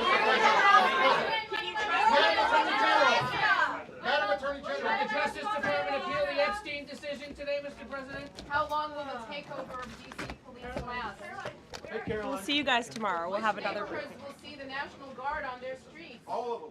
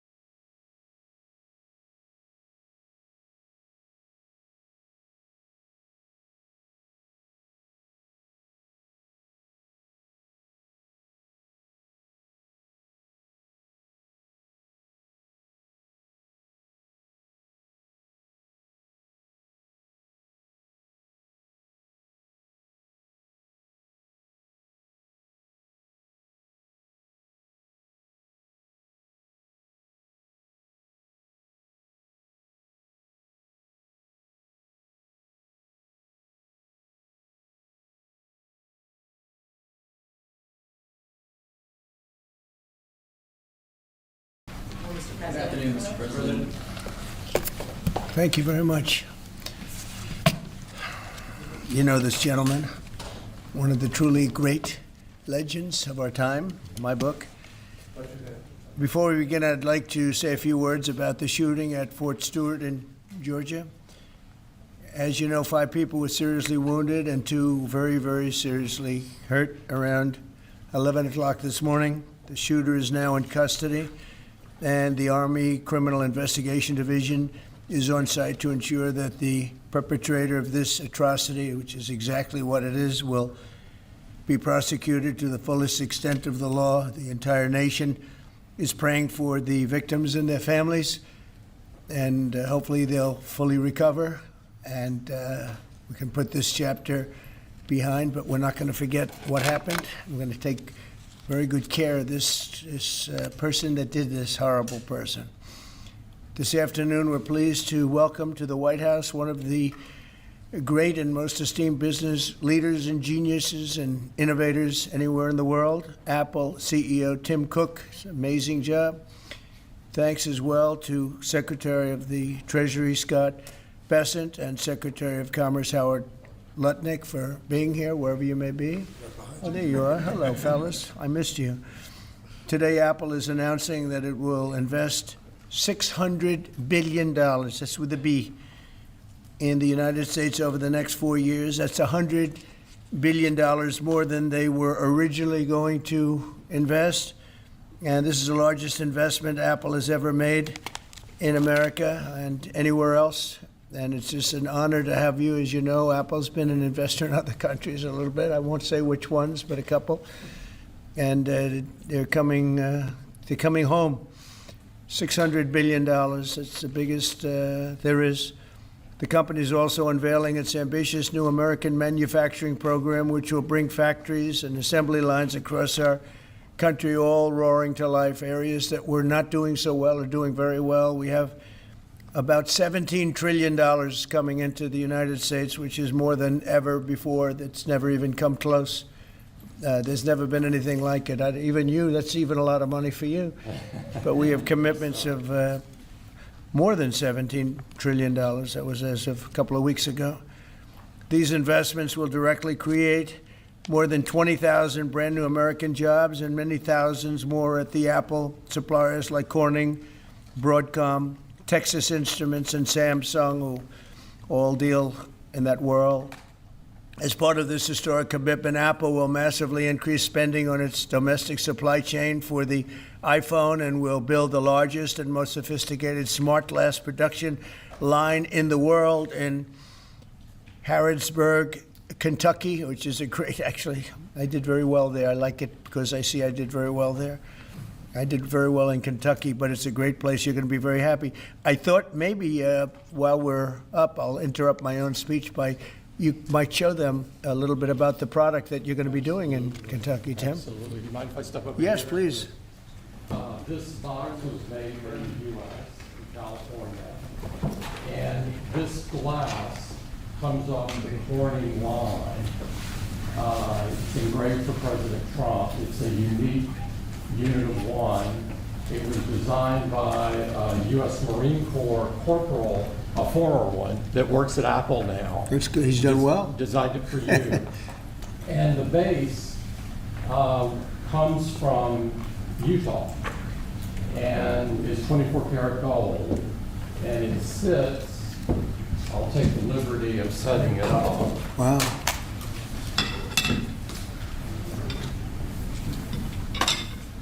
Well, let's see. There we go. Congratulations, Thank you Mr. very much. President. It's Thank you so fantastic. much. The great people of Kentucky. You're going to find it a great place to do business, too. It's fantastic. Isn't that nice? We're doing these things now in the United States instead of other countries, faraway countries. This is a significant step toward the ultimate goal of ensuring that iPhones sold in the United States of America also are made in America. With the mass infusion of capital it's announcing today, Apple will also build a 250,000 square foot server manufacturing facility in Houston and invest billions of dollars to construct data centers across the country from North Carolina to Iowa to Oregon. That's big stuff. Apple will also open state-of-the-art manufacturing economy. It's going to be a manufacturing academy in Detroit, and that's a great place to do. Well, you know, big things are happening in Michigan and Detroit. They're coming in because of what we've done with the, I call it the Great Big Beautiful Bill. I added one word, great. But we have probably the biggest, most comprehensive piece of legislation ever passed. It's going to mean unbelievable numbers of jobs and no jobs on, think of this, whether it's tips or overtime or Social Security, no tax. So no tax on tips, no tax on Social Security, no tax on overtime. And there's just a small bit of it. for Apple and others businesses, we're talking about the deductions and all of the things. And actually for people that go out and buy a car, first time it's ever been done, we talk about deductions for companies, but they're going to be able to deduct interest when they borrow money to buy a car if it's made in America. It has to be made in America. So it is amazing. And one of the reasons I think I can say that Apple's coming here is the legislation we just passed with this kind of investment. Apple will also open other facilities, rare earth magnets from Texas, and build, oh, I love that you're doing this. I love that. I love that. And build a brand new rare earth recycling line in Mountain Pass, California. I know that area. That's where they have a lot of truly rare earth. That's fantastic. I love that. And Apple will help develop and manufacture semiconductors and semiconductor equipment in Texas, Utah, Arizona, and New York. For years, Americans have watched as many of our leading tech giants built their factories overseas and exported American jobs abroad. But under the Trump administration, we're doing everything possible to make this the best place on earth to build a factory or grow businesses. I'm allowing them to build electric producing plants with their factory, because otherwise they'd have to hook into the grid. And I think it's one of the biggest things we've done, where you can build, Tim, your own electricity. You become your own electric manufacturer, and that goes along with the plant. So you become a utility. So congratulations, now you're in the utility. I hope they don't value your company based on utility, but that's okay. You're going to be making your own electricity, and as you probably know, for much of this and many of the things that we're doing, especially the AI, they would need actually double the electricity that the country now produces for everything. So it's massive electric, and they're going to be able to make their own, and they're getting very fast approvals. Lee Zeldin is doing a fantastic job, including with a 100% expensing on the one big beautiful bill. In return, we're asking our businesses to invest in America, and they're coming in at levels that we've never seen before. So I don't know when it shows up, but there are a lot of factories and a lot of plants that are either under construction or soon will be starting construction. So can't tell you exactly when, but I want to be around in about a year from now and 2 years from now, because we're going to see an explosion, I think, like this country has never seen before. Never. Today's announcement is one of the largest commitments in what has become among the greatest investment booms in our nation's history, and we've got the hottest country anywhere in the world. You know, I told you the story that, and Tim, I'll tell you, but I went to the Middle East, and I was with Qatar, I was with UAE, and the King of Saudi Arabia, all great leaders. And then I went to NATO and saw many great leaders, and we just finished that about 4 weeks ago. Everyone, virtually everyone, said, in effect, that we were a dead country 1 year ago. America, this was a dead country. We were dying, we were dead. And now you've got the hottest country anywhere in the world. This would have never happened except for certain people. Thank you very much. I appreciate it. NVIDIA is investing $500 billion to go along with Apple, $600 billion. $600 billion. Micron, great company, is investing $200 billion. IBM is investing more than $150 billion. SoftBank is investing substantially more than $100 billion. TSMC is investing $200 billion. Johnson & Johnson, $55 billion. Merck, Stellantis, and General Motors are putting many, many billions in. They haven't determined the final number. And many other countries are investing tens of billions of dollars, and I'm not going to give you the whole list because the list is too long to read. But it's hundreds of billions and even trillions. I mean, it's trillions of dollars that's being invested right now. Last week, it was announced that our economy grew at 3% in the second quarter, and consumer confidence is surging. Blue-collar wages are rising rapidly. Costs are way down. You know, I listen to these horrendous frauds on CNN and various other fake news networks, and they say costs are up. No, costs are down. Gasoline is down. It's going to soon, I believe, be less than $2 a gallon. It's around $2.40 right now, many places other than California where they tax you out of business. but and a couple of others. But gasoline is way down. The price of groceries are down. How about eggs? When I first came here, my first week, the press hit me very hard on eggs. Eggs had quadrupled or something. I said, I didn't know about it. Give me a chance. I've just been here for 4 days. Well, eggs are down. Everything's down. Price is down. The only thing that's up is stock prices. That's really up, and that's through the roof. The stock market has been hitting all-time records, all-time highs. Last week it was announced that our economy grew at levels that we haven't seen in a long time, but the real levels of growth are going to be judged in a year from now when you start seeing some of these incredible plants, because we have car plants opening. They're coming in from Canada, from Mexico, and from all over the world. And they're coming in because they like the way the election worked out, but they also like the fact that they don't want to pay tariffs. And the tariffs, I think, we're taking in hundreds of billions of dollars in tariffs.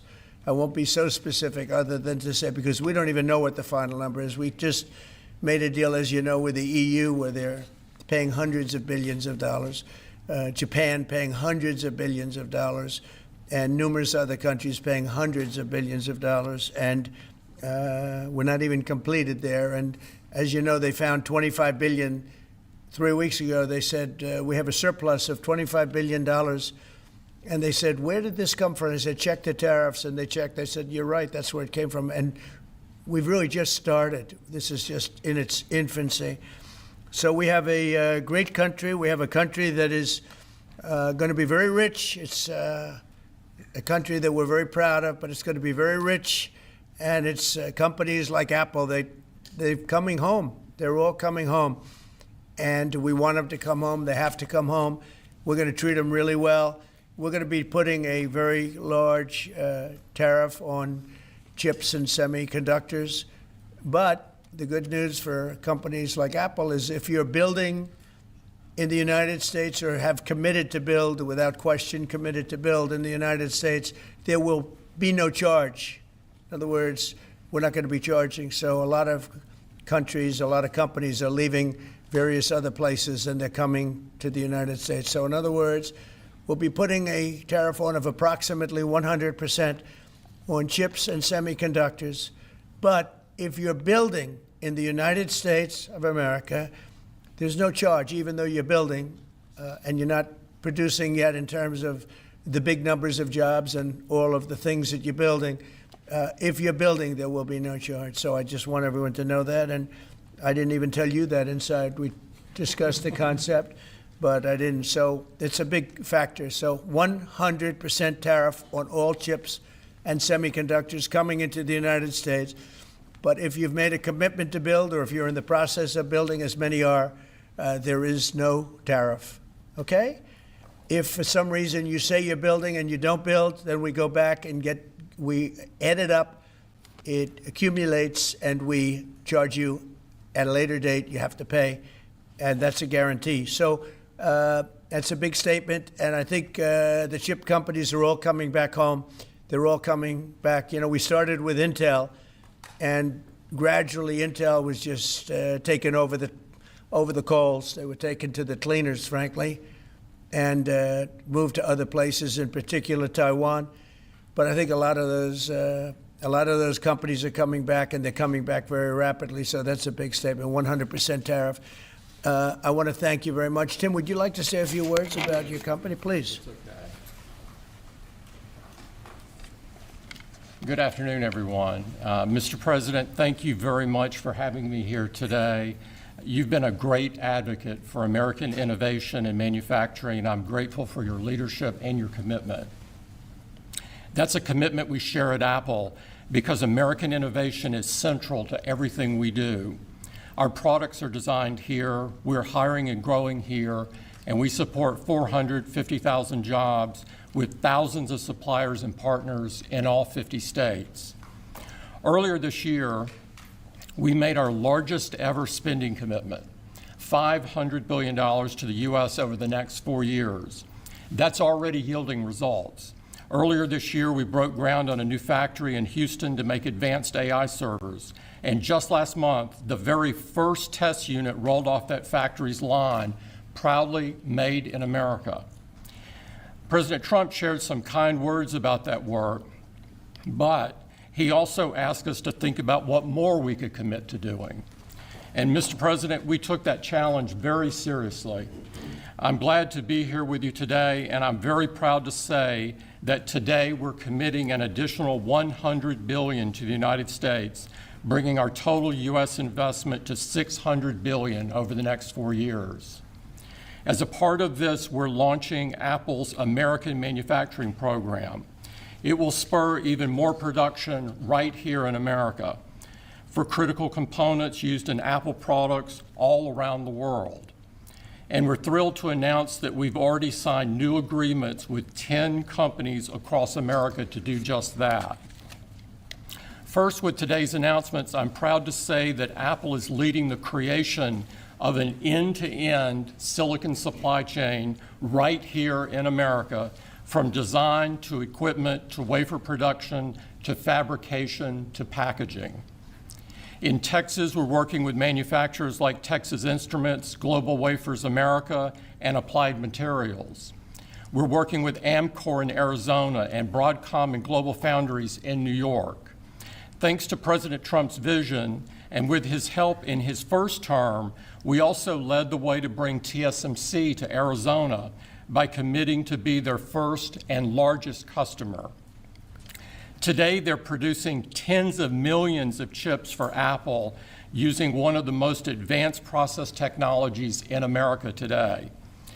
We're going to keep working with our suppliers to move even more of this incredibly advanced work to America.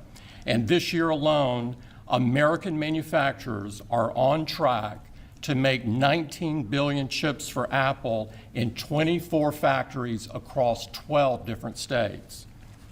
Second, we're committed to buying American-made advanced rare earth magnets developed by MP Materials, which will become part of Apple's devices shipped around the world. MP is the only fully integrated rare earth producer in the United States, and with this partnership, they'll be significantly expanding their flagship facility in Fort Worth, Texas. We're also thrilled to work together on a cutting-edge rare earth recycling line in Mountain Pass, California. And third, in Kentucky, we've worked with our partners at Corning to build the world's largest and most advanced smartphone glass production line. And I'm pleased to announce that very soon, this is for the first time ever, every single new iPhone and every single new Apple Watch sold anywhere in the world will contain cover glass made in Kentucky.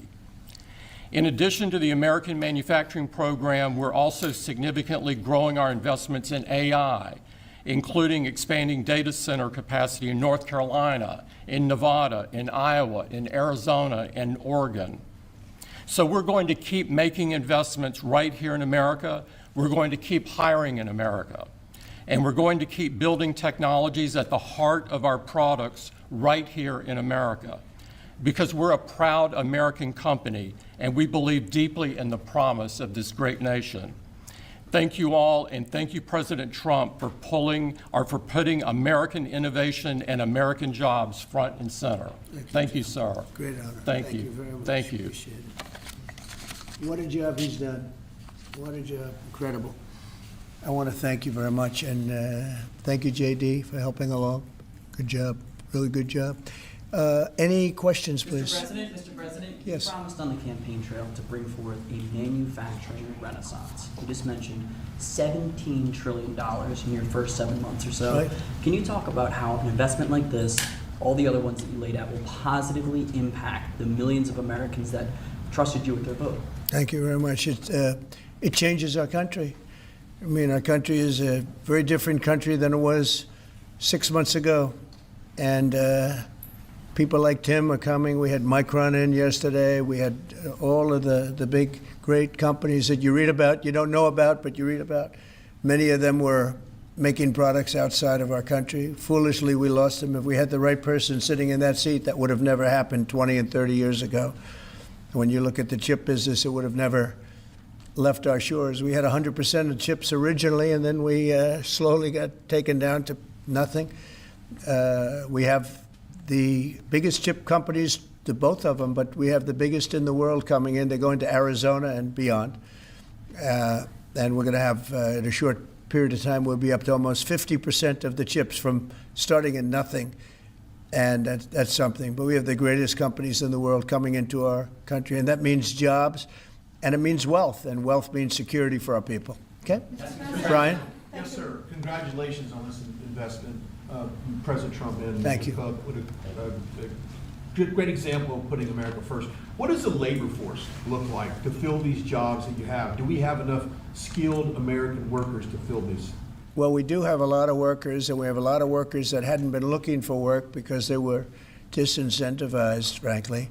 And people like Tim have tremendous schools and training centers that they build along with a lot of their big plants where they train people on whether it's glass, like in Kentucky, or computers, or whatever they might be doing. It's a complex world, and they train people, and they do a great job. So it's a whole new workforce. Now, we have a lot of them in energy because, you know, they've always liked energy. As you know, coal has opened up and opened up big. We brought it back and brought it back in a very large way. You know, China's right now building 58 coal-fired plants, 58 big ones. And here we were saying we don't take coal. We have more coal than anybody else in the world. We have more oil and gas than anybody else in the world. But we have tremendous energy jobs, and the energy, as you know, we're booming with energy. And that's why the gasoline prices are down. The costs are down. I just hope when they watch these shows, I watch this, I won't use names because I just make them better known, that nobody knows who they are. But I watch this group of people on CNN and MSDNC too, the same thing, where they say, well, costs have gone up. Costs haven't gone up, they've gone down. I'm telling you, the thing that's gone up is stock prices, and success of our country. Our country is really, really doing well, successful. Yes, ma'am? Yes, Mr. President, have Putin and Zelensky agreed to a summit yet? And where and when would that be? Well, there's a very good prospect that they will. And we haven't determined where, but we had some very good talks with President Putin today. And there's a very good chance that we could be ending the round, ending the end of that road. That road was long and continues to be long, but there's a good chance that there will be a meeting very soon. How close do you think you are to a deal? Excuse me? How close do you think you are to some kind of deal? Well, I don't want to say. I've been disappointed before with this one. You know, we've solved 5 wars, plus add to that Iran, where we wiped out their nuclear capacity for weapons. They would have had a weapon within 2 months, maybe less, and that was totally obliterated. It turned out it was a total obliteration. And the pilots and the people that did that job are really, we have the greatest armed forces in the world, but that was really something. In fact, there's a model of the plane right there. So, you got to bring that up, Susie. We have to see that. Look at this. This was just given to me. You know, we ordered brand new B-2 bombers. This is a plane that over a period of 36 hours of constant flying. Look at this. So this is the brand new one they just ordered. Similar, but actually quite different. It's new and enhanced. It's an amazing machine. It went 36 hours. We had 52 tankers up in the air loading up our planes because this was surrounded by F-22s and F-35s, and it was flawless, Tim. Even you would say it was flawless. And every one of those bombs hit their target. And then we had Tomahawks shot in from a submarine 300 miles away, and they hit every single Tomahawk hit its target. It was amazing. And that was a big threat. That was a nuclear threat. And here's the new one that we just ordered, a large number of them.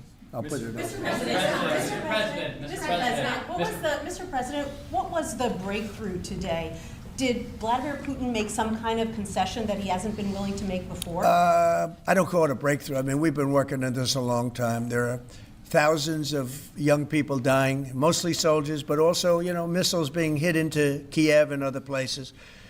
But in terms of soldiers, I think Russia's lost over 20,000 since the beginning of the year, 20,000. And I guess the estimate for Ukraine is about 9,000. It's a terrible situation. We want to get it stopped. You know, we don't have American soldiers there, but I feel I have an obligation to get it stopped. This was not my war. This war would have never started, not even a chance. And it didn't start for 4 years. It went 4 years and didn't start. But this is Biden's war. This was on his watch. And, you know, it's funny. We had no land was taken from Trump. It was taken from Bush. It was taken from Biden. The whole thing they would take from Biden if it weren't for us. But it was taken by Obama. Take a look at what was taken with all of the land that was taken. Nothing was taken by Russia from us. Not 1 ounce of land was taken. I'm here to get the thing over with. It would have never started if I were president, and we're here to get it stopped and get the death stopped. Yeah, please. Mr. President, in the past, you said you would know if Putin was tackling you wrong. What Yeah. gives you any confidence that he is or isn't doing that this time around? Can't answer the question yet. I'll tell you in a matter of weeks, maybe less. But we've made a lot of progress. And as you know, we put a 50% tariff on India on oil. They're the second largest. They're very close to China in terms of the purchase of oil from Russia. But so I don't know if that had anything to do with it. But we've had very productive talks today. Yes, ma'am? President Trump, on federalizing D.C., are you considering taking over the D.C. police? Is that an option on the table? We're considering it, yeah, because the crime is ridiculous. I could show you a chart comparing D.C. to other locations, and you're not going to want to see what it looks like. It was just up on television, actually. They were showing it. Now, we want to have a great, safe capital, and we're going to have it. And that includes cleanliness and it includes other things. We have a capital that's very unsafe. You know, we just almost lost a young man, beautiful, handsome guy that got the hell knocked out of him the night before last. And I'm going to call him now. We wanted to give him a little recovery time. We just put a call into him. They're calling back in a little while, but he went through a bad situation, to put it mildly, and there's too much of it. We're gonna do something about it. So whether you call it federalized or what, and that also includes the graffiti that you see, the papers all over the place, the roads that are in bad shape, the medians that are falling down, the median in between roads that's falling down. We're going to beautify the city. We're going to make it beautiful. And what a shame. The rate of crime, the rate of muggings, killings, and everything else, we're not going to let it. And that includes bringing in the National Guard, maybe very quickly, too. And do you want Congress to look at overturning the D.C. Home Rule Act? We're going to look at that. In fact, the lawyers are already studying it. We have to run D.C. This has to be the best-run place in the country, not the worst-run place in the country. And it has so much potential. And we're going to take care of it. You're going to be safe.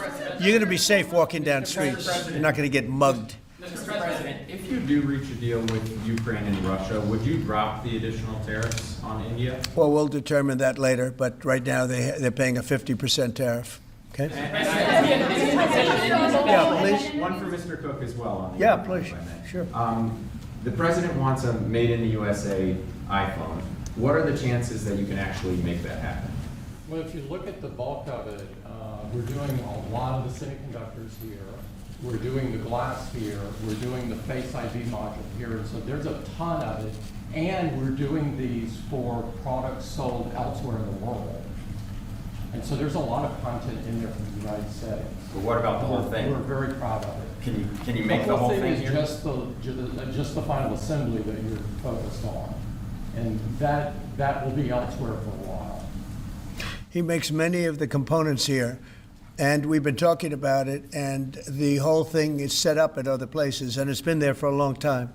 So in terms of cost and all, but I think we may incentivize him enough that one day he'll be bringing that. But he brings most of the stuff. Look, he's not making this kind of an investment anywhere in the world, not even close. He's coming back. I mean, Apple's coming back to America. Thank you. Mr. President, Indian officials Let me go, please. Indian officials have said that there are other countries that are buying Russian oil. It's okay. Like China, for instance, It's buys okay. more. Yeah. Why are you singling India out for these additional sanctions? It's only been 8 hours.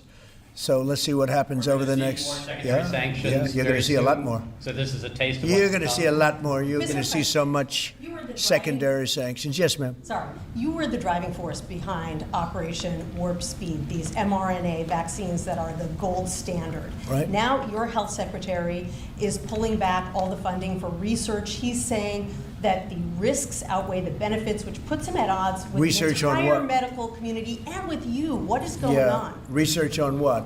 into mRNA vaccines? Well, we're going to look at that. We're talking about it, and they're doing a very good job. And, you know, that is a pass.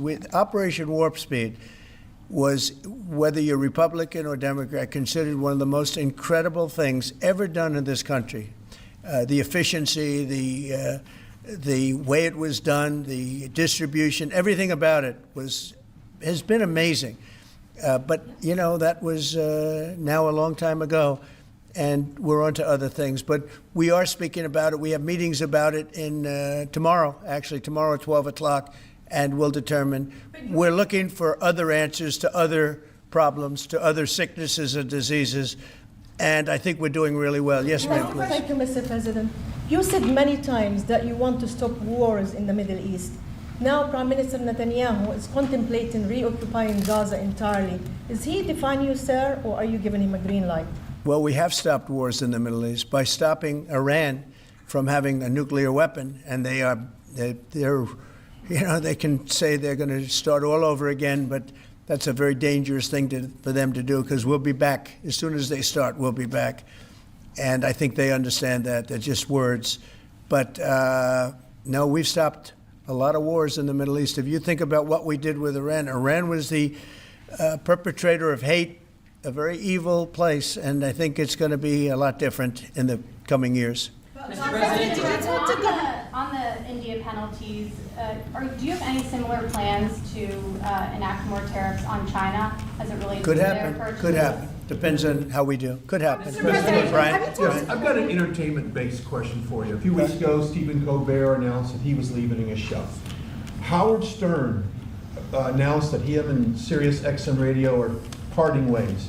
Do you think the hate Trump business model that's been in the entertainment business is going out of business because it's not popular with the American people? Well, it hasn't worked, and it hasn't worked really for a long time, and I would say pretty much from the beginning.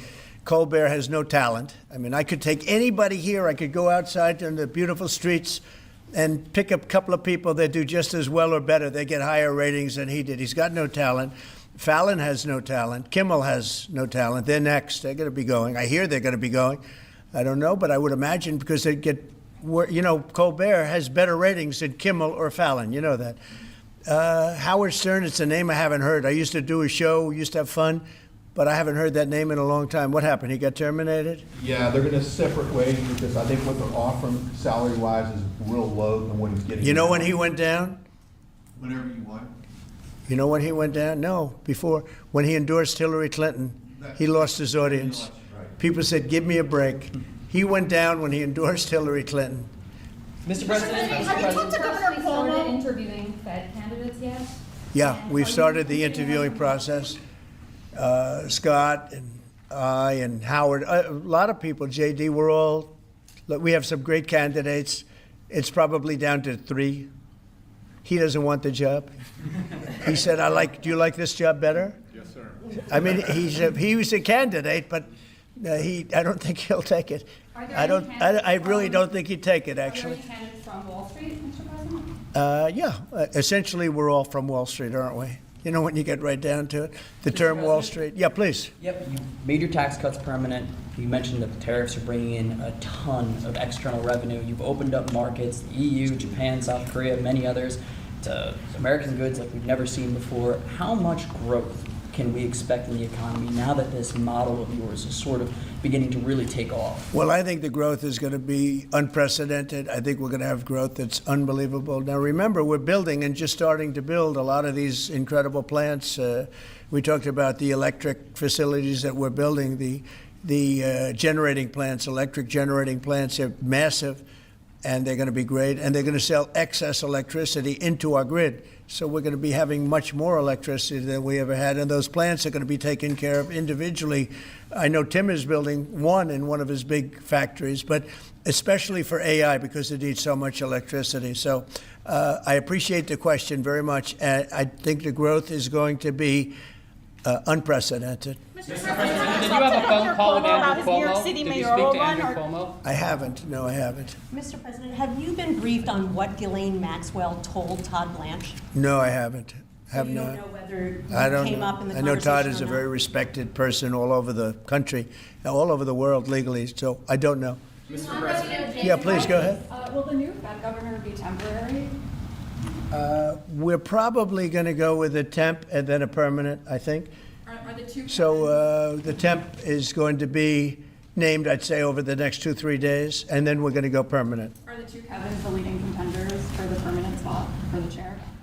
Well, the two Kevins? The two Kevins are absolutely, yeah. They're both very good.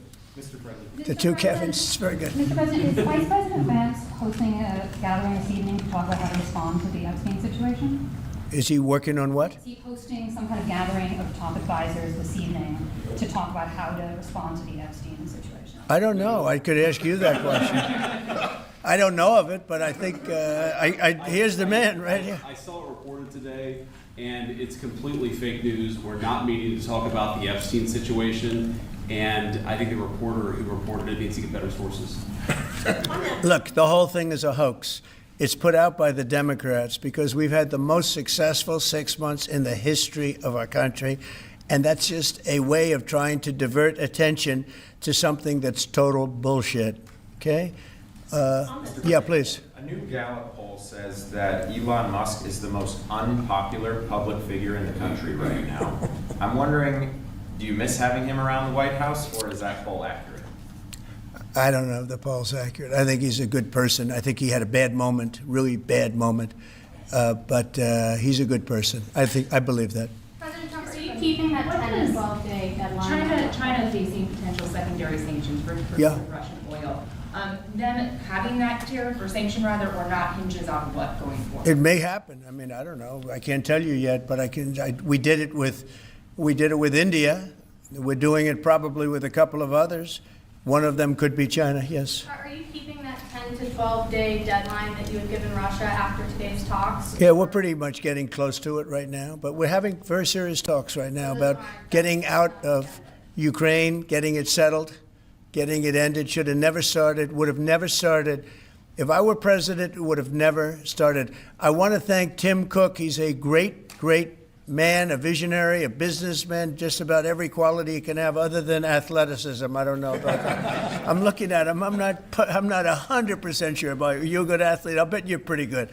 I think he's good at everything, but I want to thank you very much, Tim. Thank you, sir. Congratulations. Thank you all very much. Thank you. Thank you, Chris.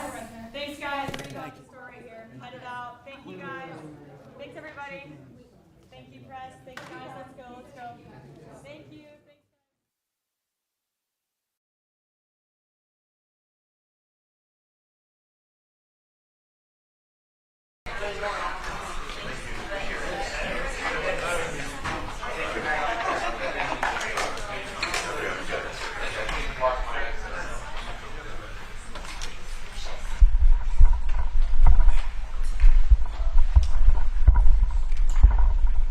Thank you very much, everyone. It's a great honor to be with the President of South Africa, President Ramaphosa, and he is a man who is certainly in some circles really respected, other circles a little bit less respected, like all of us, in all fairness, like all of us. We all like that. We also have a few of my friends. Ernie Els, a great golfer. He's a truly great golfer.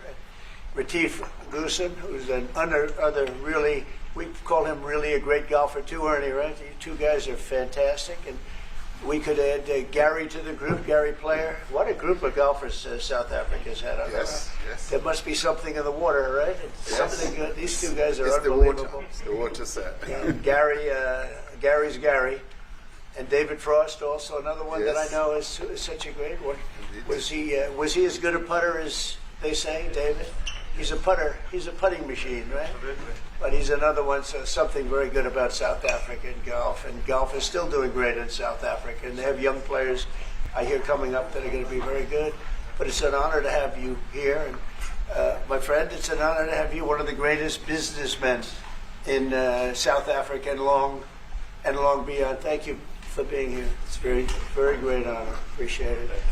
So we're going to be discussing certain things. As you know, we have the G20 is going to South Africa. When is that going to be? In November. In November. Thereafter, I hand over to you. And yes, we have it next You time. originated the G20, so I'll hand over the baton to you, right. and then you lead the That's G20. right. We're going to have world. it. Yeah. We're going to have it the following Yeah. year. Yeah. So we'll be discussing many things, and some of the things you've been reading about in the papers, and the media. And I would say that, look, the president is a truly respected man in many, many circles, and in some circles he's considered a little controversial. But we're going to be discussing some of the things that are taking place in South Africa and see if we can help.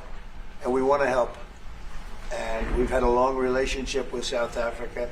I have, because indirectly I have so many friends that live there. I have a lot of friends. I mean, these are famous guys, but I have a lot of friends that live there that are tremendous people. And we'll be discussing that. We'll have a nice conversation. And I really appreciate that you guys came along. It really helps us in our thought process. But it is a great honor to have you, and I appreciate you called. He called. I don't know where he got my number, but I picked up. And he said, "I want to come over and see you." And that was my honor. And thank you very much for being here. You're most welcome. Most welcome. Well, thank you very much for welcoming us to this reformed White House. I've been here before, and it looks really fantastic. I must congratulate you. Thank you. But I also thank you for allowing our delegation. This is a very mixed delegation that you've got. We've got people from government, my ministers. I've got someone from the trade union movement who we really collaborate with, and from business as well, and our sporting legends. When I spoke to you, you said, yes, come along and bring Gary Player, bring any else, and Retief Goosen. I brought the two of them. Gary Player, I spoke to him, and he said, look, I'm getting rather on in my years, but wishes us luck in this discussion with you. So it's a real joy. And I'd also like to thank you for allowing your people to start discussions with us at the trade level. I mean, we are essentially here to reset the relationship between the United States and South Africa. We are long-standing partners in many, many ways. We've collaborated in many fields, in space issues, in energy, and in trade, and we therefore need to reset that, particularly in the light of some of the announcements that you made on trade and investment. So we want to advance more trade between the two of us, two countries, and our people now have been empowered by yourself and by myself to start engaging, and we hope that we will be able to fuel that engagement during our talks. And we also want to discuss issues that have to do with how we promote further investments in both countries. We've got about 22 companies from South Africa that have invested in the US, thus creating a number of jobs.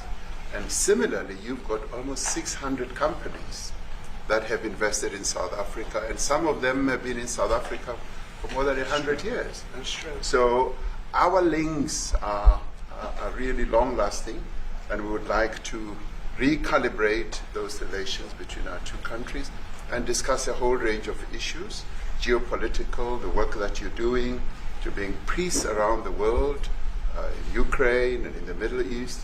So we value that, and we are also a great contributor to peace processes that are going on around the world. And of course, we want to discuss how we can support each other. You are a much bigger economy than we are. We are just a tiny economy, but we rely on each other on a number of issues. We've got critical minerals that you want to fuel the growth of your own economy and reindustrialize. So So we have that on offer, including rare earth minerals. So all that combination of opportunity and the products that we buy from you, as well as what we sell to you, I believe makes up a really good and powerful relationship, which we need to strengthen, which we need to engender, and that is really what has brought us here. And we are really privileged to have, great South Africans in the mix. As you said, you'd like to see them as well. And I brought you a really fantastic golf book. Weighs 14 kilograms. Oh, that sounds good. And it showcases the golf courses in our country. Johann Rupert wrote preface, so did Annie else. And I want to showcase our golf courses.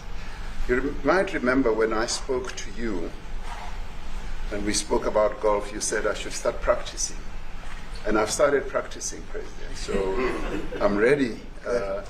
But let me end just the introductory remarks by thanking you. You may not recall that 5 years ago I spoke to you during the COVID period. Right.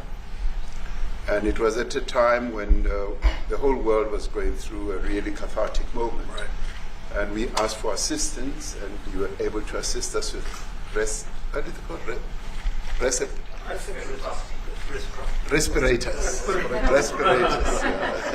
respirators, and you kept to your word, and you delivered respirators to us.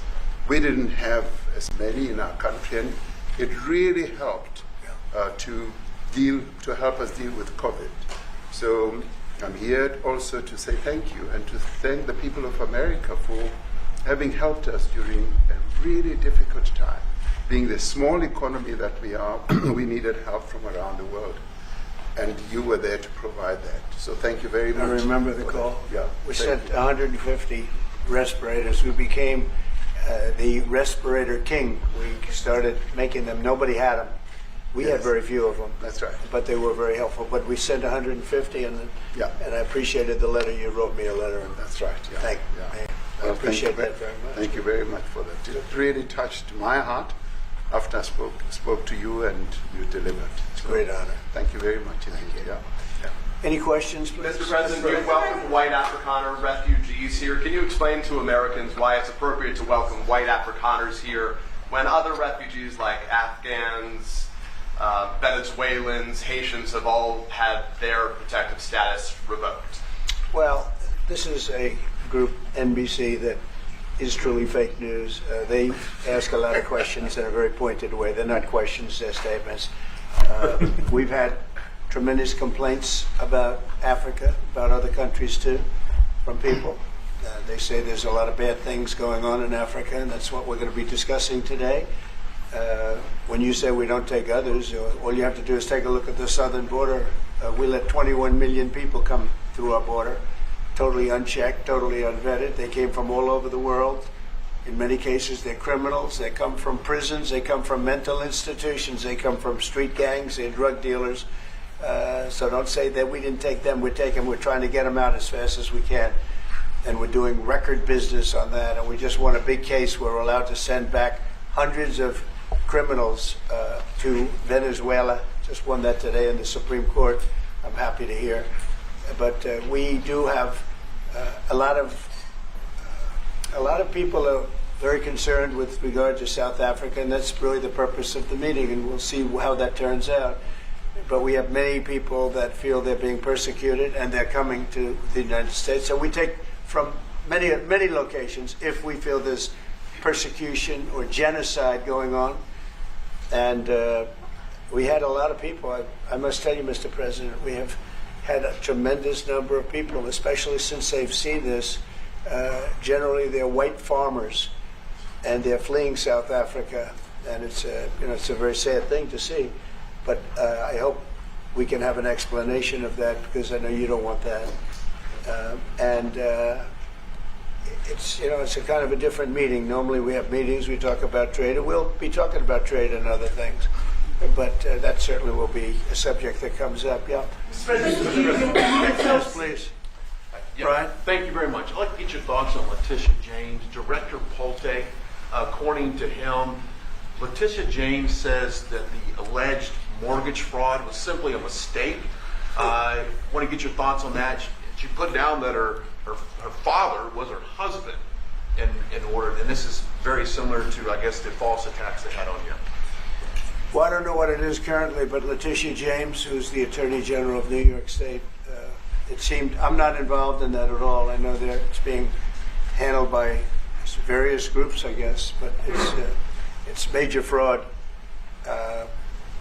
mortgage documents, and fraudulent everything. Yeah, I think she said the father was her husband, which she had to have a husband, or so she chose her father, and she put it down, and she had didn't she sign in Virginia, yet she said she lived in Virginia, yet she's the New York State Attorney General, and she did that for tax reasons, so she could take advantage of taxes.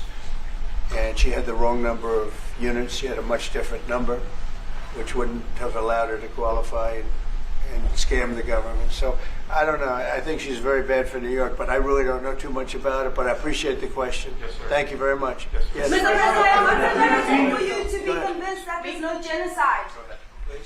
Thank you, Mr. President. So May 25th will be the celebration of Africa Day, which pretty much a lot of celebration will be taking place around the world, including here in the United States. What is your message to the entire African continent, African people, in this important occasion? Well, I want to see peace, and I want to see happiness. I want to see health, and you have incredible land. There's tremendous value. A lot of countries don't have that value in the land, the value you have. We have a situation, I think you probably heard about it. We've done, through some very talented people, helped settle a war that's been raging for years, Rwanda and the Congo. And I think we've done it. Believe it or not, I think we've done it. And could you just say a few words about that, my friend? Yes. A couple of weeks ago, the two parties signed a declaration of principles in which they've agreed on the way forward. And they have both submitted draft peace agreements, and we have put together one that incorporates both of their suggestions, and we've given it to them. So we're in the process of finalizing Looking this. good, right? Looking very good. We have to thank you for even those efforts, because the African continent, particularly SADC, our Southern African Development Community, has for years been seeking to foster peace in the Democratic Republic of the Congo. So all efforts, including those from outside the continent and inside the continent, are really worthwhile. We are removing our troops from there so that peace can then prevail in that whole area. And we hope that with the support of the international community, we will really have peace in that area. It's so vital, it's so important for the whole region. Well, we sent our people there, and I think we did a very good job, as headed by my friend, and that was great. That was great. I mean, I'm just hearing phenomenal reports, because all I'm hearing is death, and they're chopping heads off, and it's horrible over there. And it was really brave of you to go there, and I really appreciate it. And it looks like we have something very, very substantial. We also talked about trade with them in terms of rare earth and all, but really more for it's like, if you take a look at what we just did with Pakistan and India, we settled that whole thing, and I think I settled it through trade. We're doing a big deal with India, we're doing a big deal with Pakistan, and I said, what are you guys doing? Somebody had to be the last one to shoot. But the shooting was getting worse and worse, bigger and bigger, deeper and deeper into the countries. And we spoke to them, and I hate to say we got it settled, and then 2 days later, something happens, and they say it's Trump's fault. But Pakistan has got some excellent people and some really good, a great leader. And India is my friend, Modi. And he's a mutual friend. Yeah, he's a great guy. And I called them both, and we just did something good. We're trying to settle Russia, Ukraine. We spoke with President Putin for 2.5 hours the day before yesterday. I think we made a lot of progress, but that's a bloodbath. 5,000 people are being killed a week, 5,000 soldiers a week, not including people in cities and towns that are also being killed. So we're trying to help. And it doesn't affect us. It's not our people. It's not our soldiers. It's Ukraine and it's Russia. But if we can save 5,000 souls, we'll do it. You know, we're pretty good at it. But that's a bad situation. That is a really bad situation. Well, you'd recall when President Zelensky was coming to South Africa, that's when I spoke to you. That's right. We both agreed that we need to push the peace message so that there can really be peace. And we've been involved in the Ukraine-Russia conflict for quite a while through my Minister of State Security here. We've been dealing with them, the exchange of children who were taken away, going through names and addresses and all that. So we've been invested in that whole process as well. And the moves that you are making are fully supported by us because we would like to see the end of that war. It's true. I called Zelensky and they said, he's in South Africa. I said, what the hell is he doing in South Africa? He was talking to us. We got to speak. I said, that's a strange one. I said, what are you doing in South Africa? Yes. That's a strange one. He's trying to make peace. We taking him. You know, we were lucky because we had the great Nelson Mandela, who taught us how to create peace, to make peace.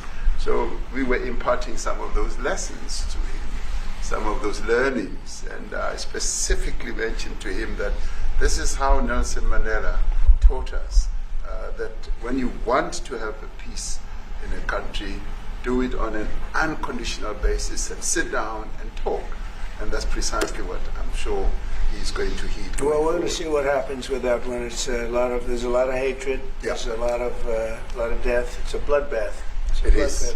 I get the unfortunately. I get the satellite pictures of that field, of that killing field. Mm-hmm. You never saw anything like it in your life. It's horrible. It's a horrible thing that goes on, but I think we've made big progress. Yeah, please go ahead. Thank you, Mr. President. No, not you. Right here.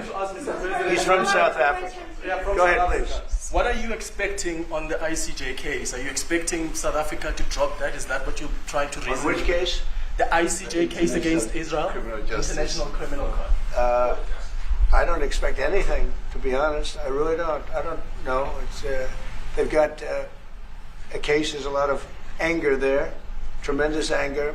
I don't expect anything. We'll see what happens. We'll have a ruling, and who knows what the ruling is going to mean.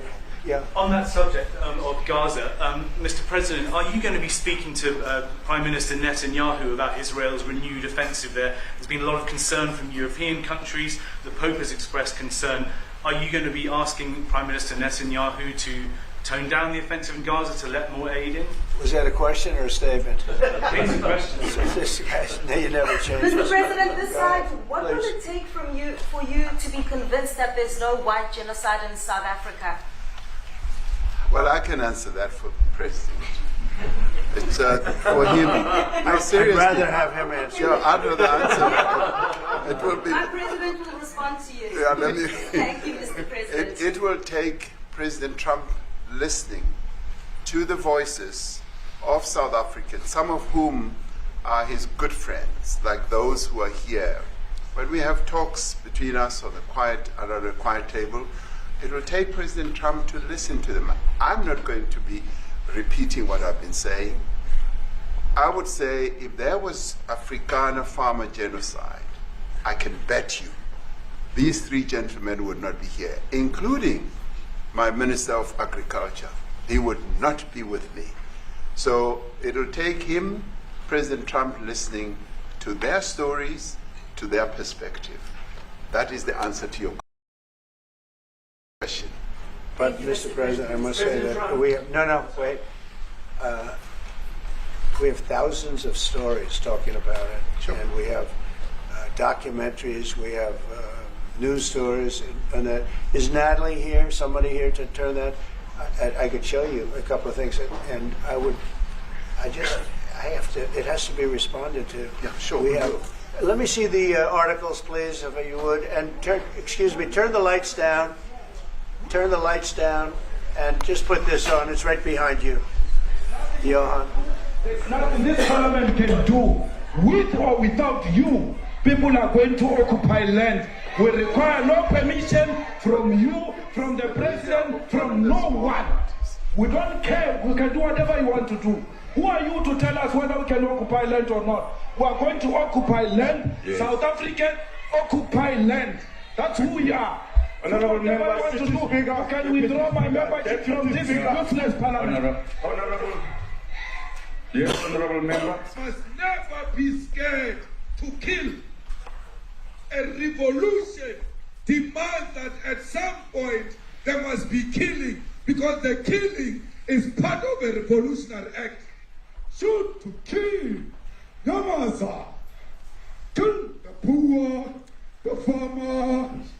Kill the poor, the farmer. Brr, pa, pa, brr, pa, pa. To kill. Yamaza. Kill the poor, the farmer. Kill the poor, the farmer. The mayor of DA in PE is a white man. So these people, when you want to hit them hard, go after a white man. They feel a terrible pain because you have touched a white man. Not because Mashaba and Soli will not be touched. They will be touched, don't worry. But we are starting with this whiteness. We are cutting the throat of whiteness. It's like Shoot to kill. Yamaza. Kill the poor, the farmer. Kill the poor, the farmer. Brr, pa, pa, brr, pa. Shoot to kill. Yamaza. Kill the poor, the farmer. Kill the poor, the farmer. Brr, pa, pa, brr, pa, pa. I don't know what's going to happen in the future. I'm saying to you, was not called for the killing of white people, at least for now. I can't guarantee the future. Yeah, but I mean, you'd understand somebody watching that, especially as it gets shared on Twitter. They freak out. It sounds like a genocidal.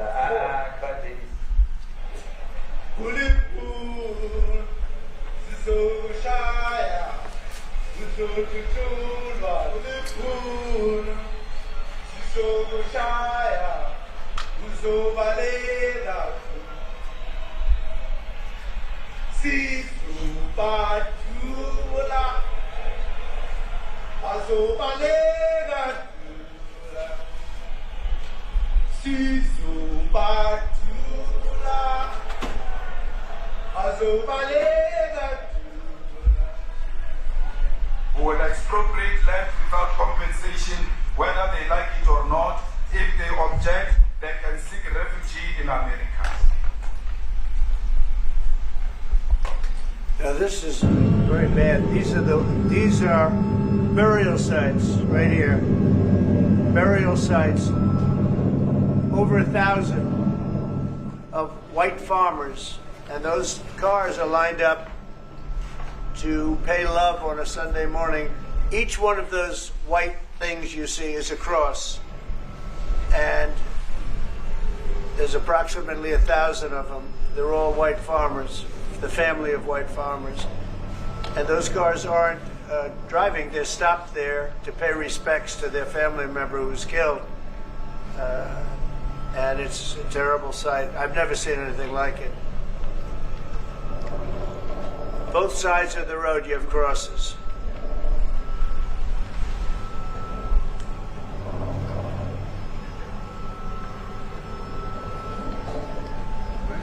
Those people were all killed. Have they told you where that is, Mr. President? No, I'd like to know where that is, because this I've never seen. But, okay. I mean, it's in South Africa. That's we need to find out.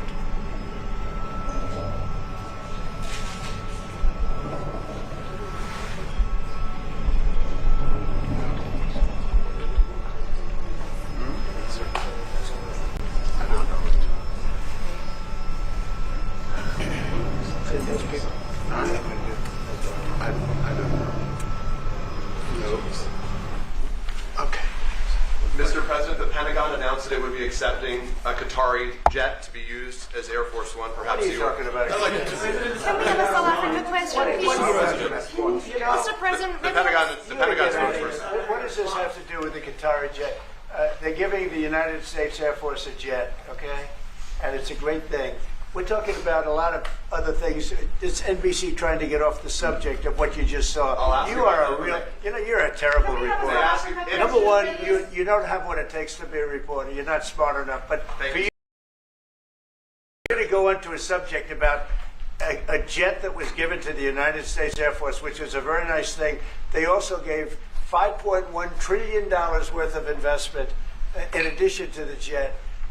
Go back, you ought to go back to your studio at NBC because Brian Roberts and the people that run that place, they ought to be investigated. They are so terrible the way you run that network, and you're a disgrace. No more questions from me. Go ahead.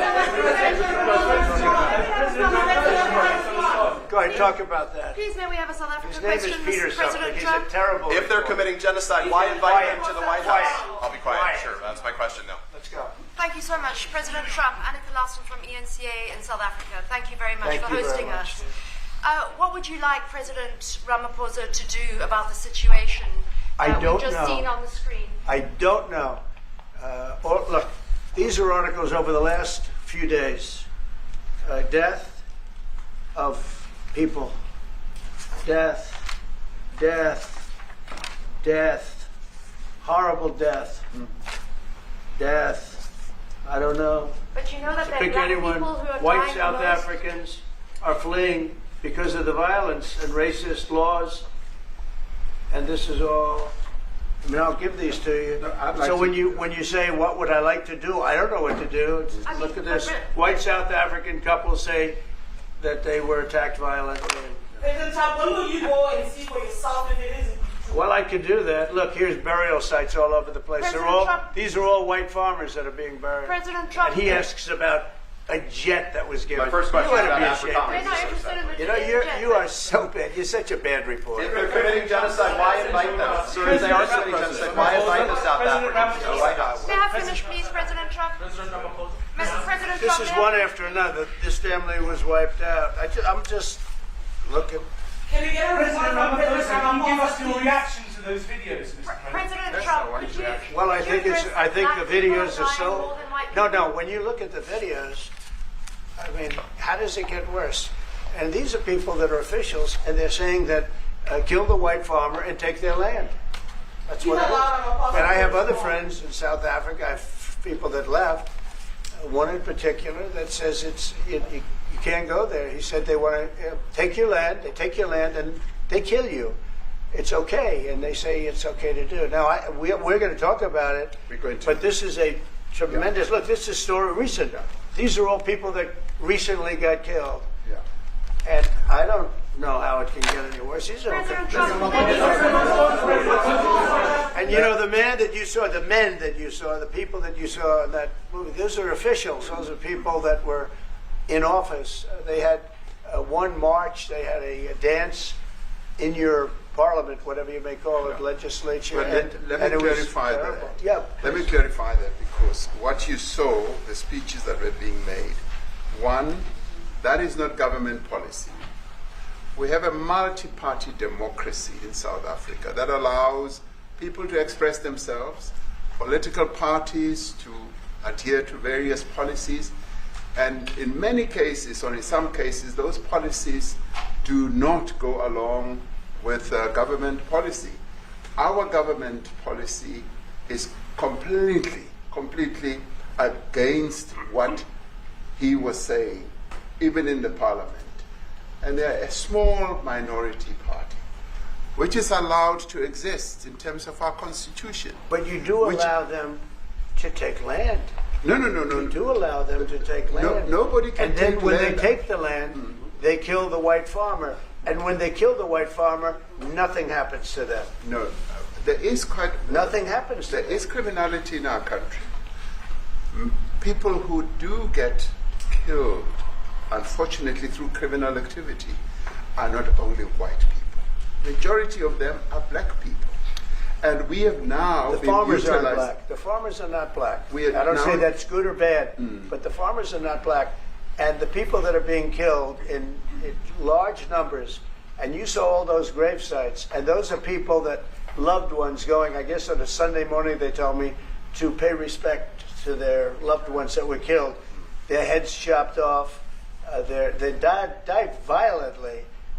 And, you know, I mean, we're here to talk about it, and I didn't know we'd get involved here. But I will say this, that if the news wasn't fake, like NBC, which is fake news, totally, one of the worst, ABC, NBC, CBS, horrible. But if they weren't fake news like this jerk that we have here, if we had real reporters, they'd be covering it. But the fake news in this country doesn't talk about that. They don't want to talk about it, but now they have to talk about it.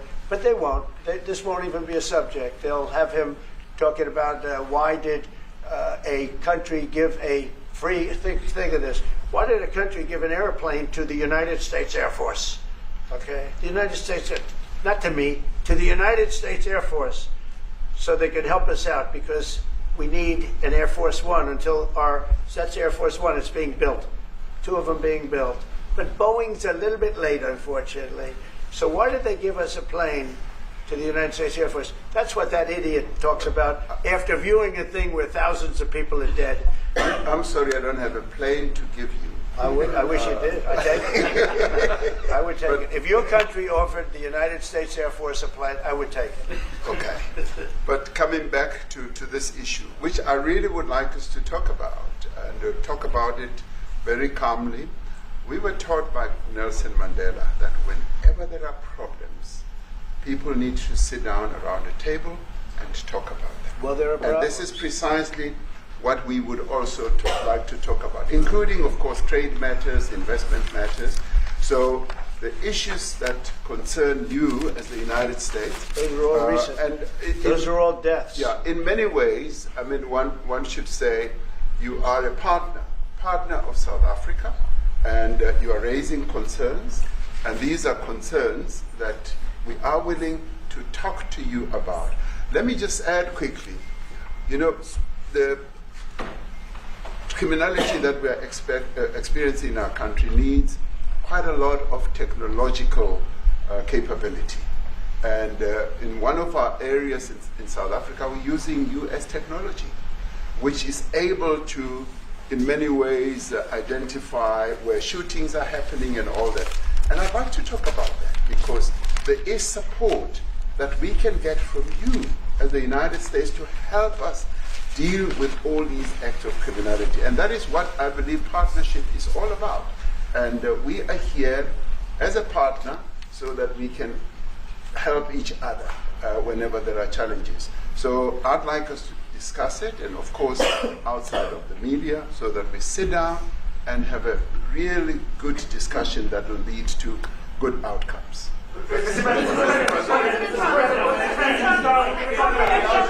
any other further punitive measures that could be in place should you not be satisfied that South Africa is fixing some of the very bad things, in inverted commas, that you tweeted are happening? Well, there are a lot of bad things happening in many countries, but this in particular has been very, very bad, very bad. And because of we're going to have the whole world watching in another short period of time, because you have the G20, and that's a big deal. And it seems like, I want you to look good. I don't want you to look bad. Very good. But we have hundreds of people, thousands of people trying to come into our country because they feel they're going to be killed and their land is going to be confiscated. And you do have laws that were passed that gives you the right to confiscate land for no payment. You can take away land for no payment. I want to clarify that, because we have a constitution. Our constitution guarantees and protects the sanctity of tenure of land ownership. And that constitution protects all South Africans with regard to land ownership. However, we do say, because we've got to deal with the past, the government, and as your government also has the right to expropriate land for public use. And you're doing that. And we've never really gotten underway with that, and we are going to be doing you're so. And you're taking people's land we away have not. from them. We have, And those people, in many cases, are being executed. They're being executed. And they happen to be white, and most of them happen to be farmers. And that's a tough situation. I don't know how you explain that. How do you explain that? They're taking people's land away, and in many cases, those people are being executed. And in many cases, it's not the government that's doing it. It's people that kill them and then take their land, and nothing happens to them. But we have thousands of people that want to come into our country. They're also going to Australia in a smaller number. But we have thousands of people that want to come into our country, and they're white farmers, and they feel that they're going to die in South Africa, and it's a bad thing. Yeah, what can South Africa do? What concessions would you like to see them make to improve relations with the United States? Then I have one more for President Ramaphosa afterwards. Well, we just spoke about, I got them a very, very complex machine, 150 of them. And I was asked by the president if he could help, and I did that. And, I have great feeling for all countries. I deal with all countries. But I have a great feeling for South Africa because I have friends. I have a couple of friends, a few friends here today. But I have many friends from South Africa. But many of those friends are not, they can't go back. I have, Elon is from South Africa. I don't want to get Elon involved. That's all I have to do, get him into another thing. But Elon happens to be from South Africa. This is what Elon wanted. He actually came here on a different subject, sending rockets to Mars, okay? Yes. He likes that better. He likes that subject better. That's right. But Elon is from South Africa, and I don't want to talk to him about that. I don't think it's fair to him. That's right. But I will say that people are fleeing South Africa for their own safety. Their land is being confiscated, and in many cases they're being killed. And that scene of, you see how many crosses they have. Those crosses, that's a dead person in every one of them. And those trucks or cars are paying their respects to all of those dead people on a Sunday morning. That's a rough thing to explain away. And the problem we have, and the way, a correct and a fair media exposes things. But we have a very corrupt media. They won't even report this. If this were the other way around, it would be the biggest story. Now, I will say apartheid, terrible. That was the biggest story. That was reported all the time. This is sort of the opposite of apartheid. What's happening now is never reported. Nobody knows about it. All we know is we're being inundated with people, with white farmers from South Africa. And it's a big problem. Marco Rubio was telling me he's never seen anything like it. The numbers of people that want to leave South Africa because they feel they're going to be dead very soon. Yes, please. I was going to say, Brian, if I could just ask you a question. 72% of farmers in your country are white. If they flee, do you feel that maybe the economy could collapse? You may not have a gap to fill in those people that need to replace those farmers. I'd like my Minister of Agriculture, who is white, who comes from an opposition party to mine, who's joined my government at my invitation to address this very issue, including the question that you've just raised.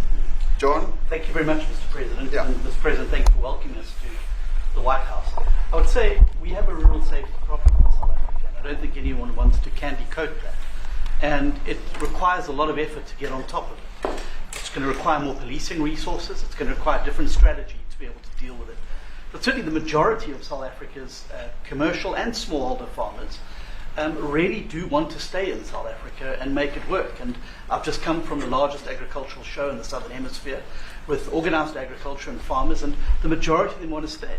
But they too have a memorial to those who've died as a result of farm attacks. And as the Minister of Agriculture, it is something that I'm particularly exercised with my colleagues at police and my colleagues in the justice cluster to start making farm attacks and stock theft a priority crime. And it affects all farmers in South Africa, particularly stock theft. It has a disproportionate effect on smallholder black farmers.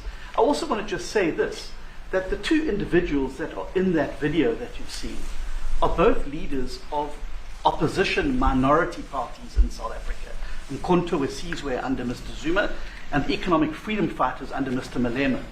Now, the reason that my party, the Democratic Alliance, which has been an opposition party for over 30 years, chose to join hands with Mr. Ramaphosa's party was precisely to keep those people out of power. We cannot have those people sitting in the union buildings making decisions. And that is why after 30 years of us exchanging barbs across the floor in Parliament and trying to get one over on each other, we've decided to join hands precisely to keep that lot out of government. Because the day they get in to the doors of the union buildings in South Africa or control of our Parliament, that's what you're going to see. And that is why this government, working together, needs the support of our allies around the world so that we can strengthen our hand, grow our economy, and shut the door forever on that rabble getting through the doors of the union buildings, because then South Africa's future would be... So you denounced that type of language in the video that you saw? Oh yes, we've always done so. As government, as my own party, we are completely opposed to that. We, in 1955, adopted a document which said South Africa belongs to all who live in it. But why wouldn't you arrest that man? That man said, kill the white farmers, kill the white farmers. And then he danced, and he's dancing, and it's kill the white farmers. I'm not sure, but I think if somebody got up in Parliament and started saying kill a certain group of people, he would be arrested very quickly. That man is going all over South Africa, and that's not a small party.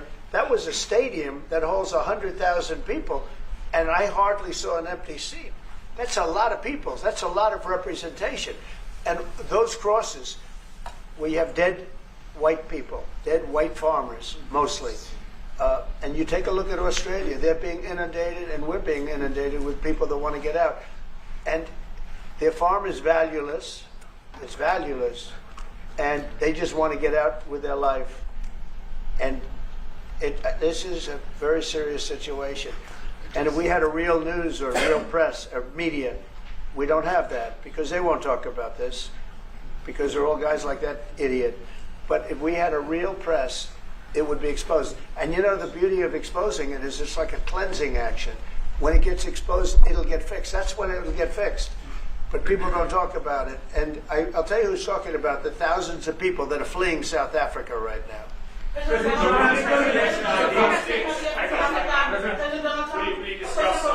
discussed USAID and the devastating impact the cuts are having across the African continent. Yeah, well, it's devastating, and hopefully a lot of people are going to start spending a lot of money. And I've talked to other nations. We want them to chip in and spend money too. And we've spent a lot. And it's a tremendous problem going on in many countries. A lot of problems going on. The United States always gets the request for money. Nobody else helps, as you know. Europe doesn't help. Europe hasn't given anything. All they do is sue our companies. You know, they sue Apple, and they sue all of our companies. Apple had to pay $17 billion on a nonsense lawsuit. Very unfair. But we're going to always be there to help. It's showing rightly South African broadcasting. If this Afrikaner resettlement issue is resolved, you're going to go into a room after this, you guys are going to talk. If it is resolved, what is the potential for the future-looking relationship? It's fantastic. It's got to be resolved. It should be resolved. It's a little bit bad when you see a stadium with 100,000 people in it, because that means it's more than just a little movement. It's a pretty big movement in South Africa. So it has to be resolved. It'll be the end of the country if it's not resolved. But is there potential for the relationship moving forward? I hope so. That's why I'm here. I'm not here for my health. I'm here to see if we can do something. No, I'd like to see. I have friends. I can tell you, Ernie Els and Retief Goosen, they feel so strongly they wanted to be here on behalf of South Africa, not on behalf of me.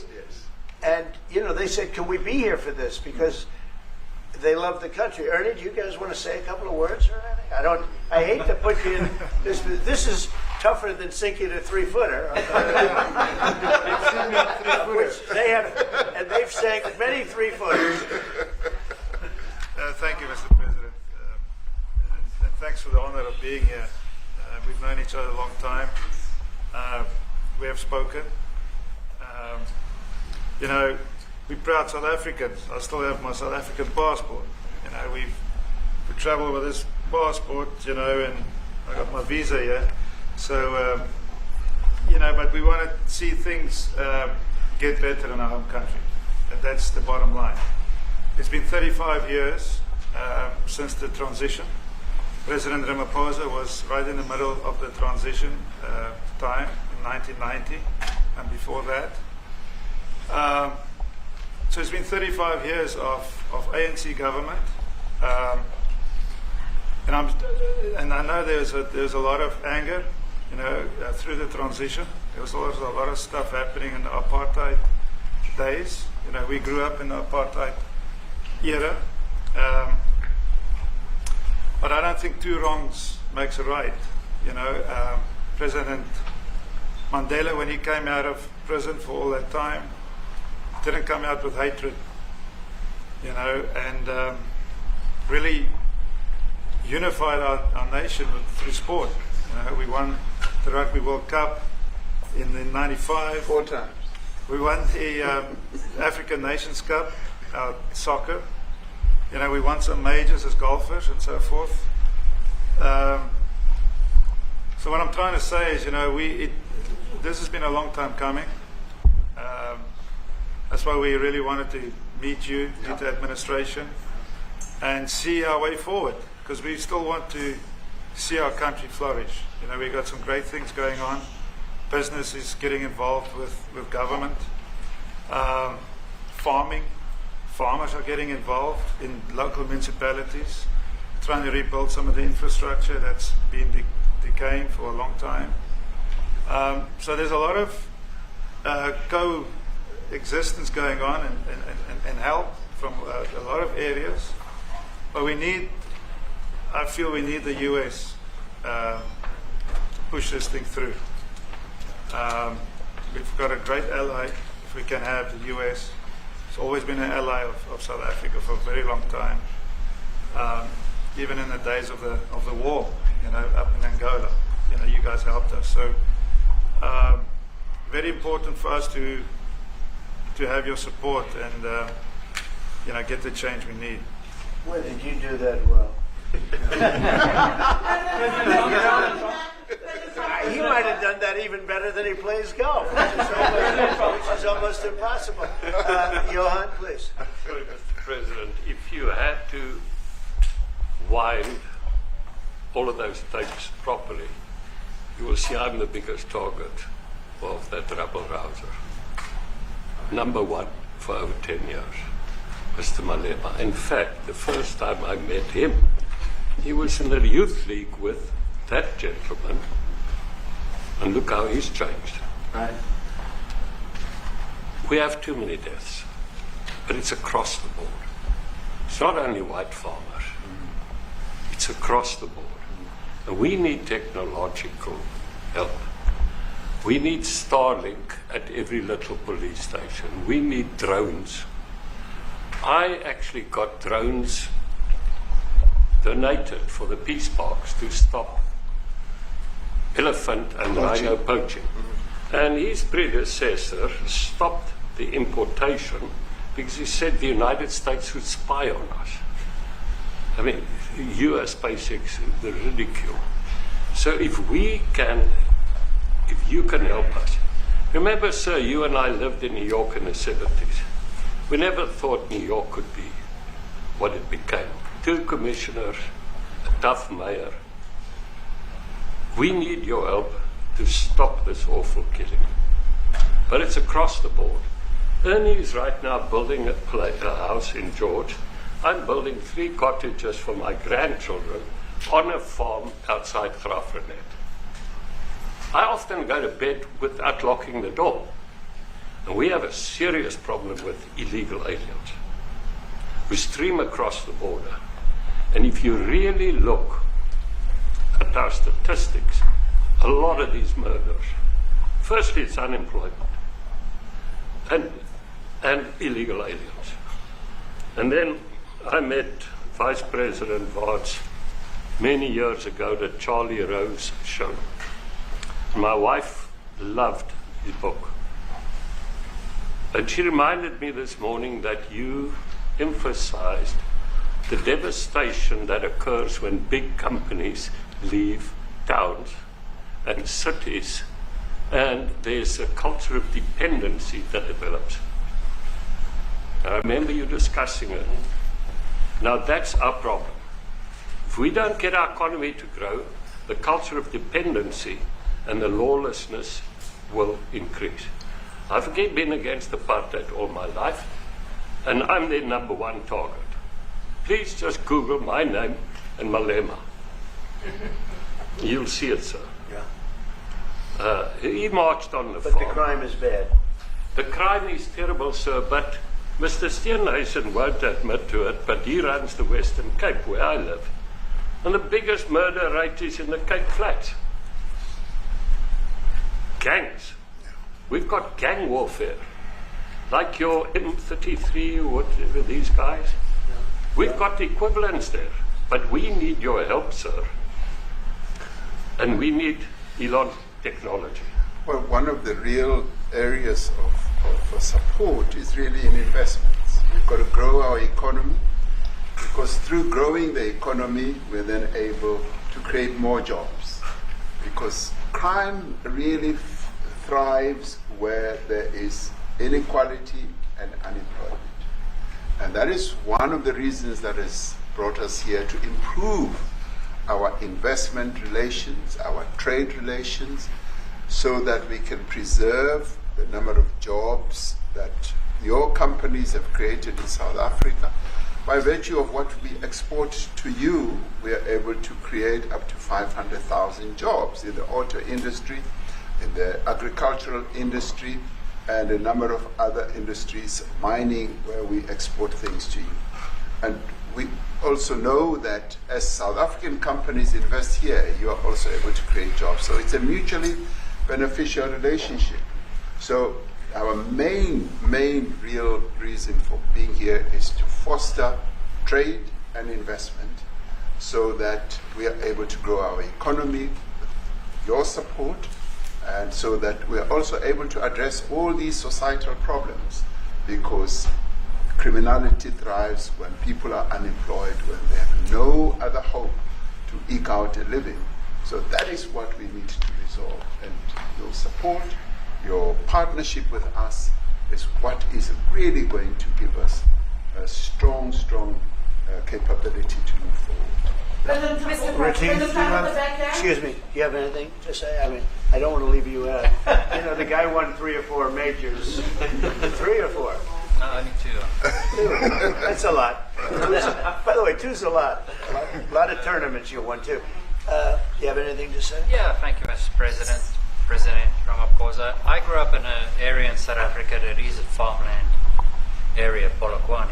Yeah. And there is some issues up there. Obviously, my dad was a property developer as well as a part-time farmer. And yeah, some of these buddy farmers got killed. The farm is still going. My brothers run it. But it's a constant battle with farms they're trying to burn the farms down to chase you away. So it is a concern to try and make a living as a farmer. And at the end of the day, without farmers, there's no food on the plate. So we need the farmers And to your brother produce loves the food. farming, right? He wouldn't do it. He wouldn't even want to do what you're doing, right? They love farming. They don't want to leave. But it's a struggle. Yeah, and food and fresh water is the most important thing in life. Without those 2 things, we can't survive. How is the water there? The water is great. Obviously, all the water comes out of the borehole, out of ground for us down Right. there. But yeah, it is a battle to get the water out sometimes when all the equipment gets stolen all the time that you're trying to get the So water does out. your family and your brother, do they feel safe on the farm? They live behind electric fences, try and be at night safe. But it is constant whenever you leave that something could happen. And there's nowhere to live. Both of them has been attacked in their houses. My mom's been attacked in the house when she was 80. So it is difficult. But the guys live a great life. despite everything going on. Something. President Trump, I brought along the president of the largest trade union in our country, Ziggy Solosi, because she leads many, many workers, more than 1 million, 2 million workers. And maybe we should give her a chance to say something, because she's come all the way to join us. Thank you very much, Mr. President Trump, Thank you. for having us, and President for extending the invitation to us as organized labor. And I must say that we are here to support the initiative that has been made by our government with business, of course, as organized labor. We've been coming to Washington on the AGOA trade relations in the previous regime. And I think at the center of it all, for me, it is exactly what Mr. Rupert has said, the importance of us growing the economy.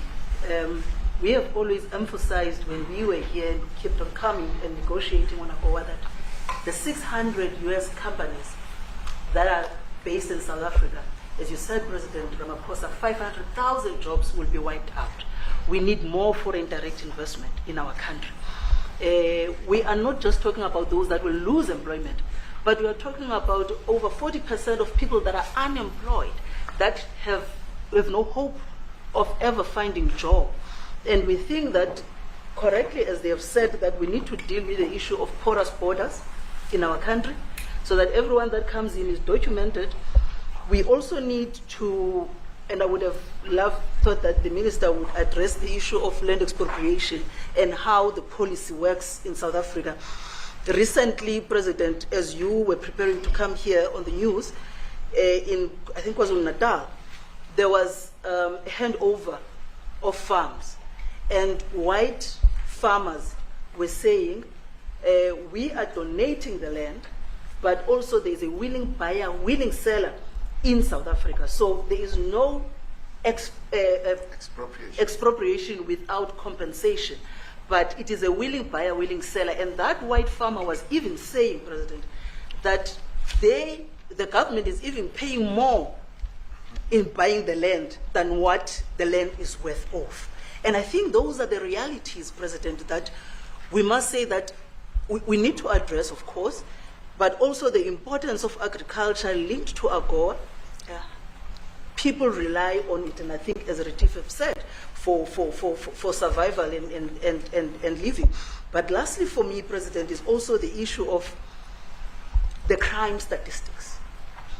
There is no doubt about it that we are a violent nation, for a number of reasons, and we're not condoning anything.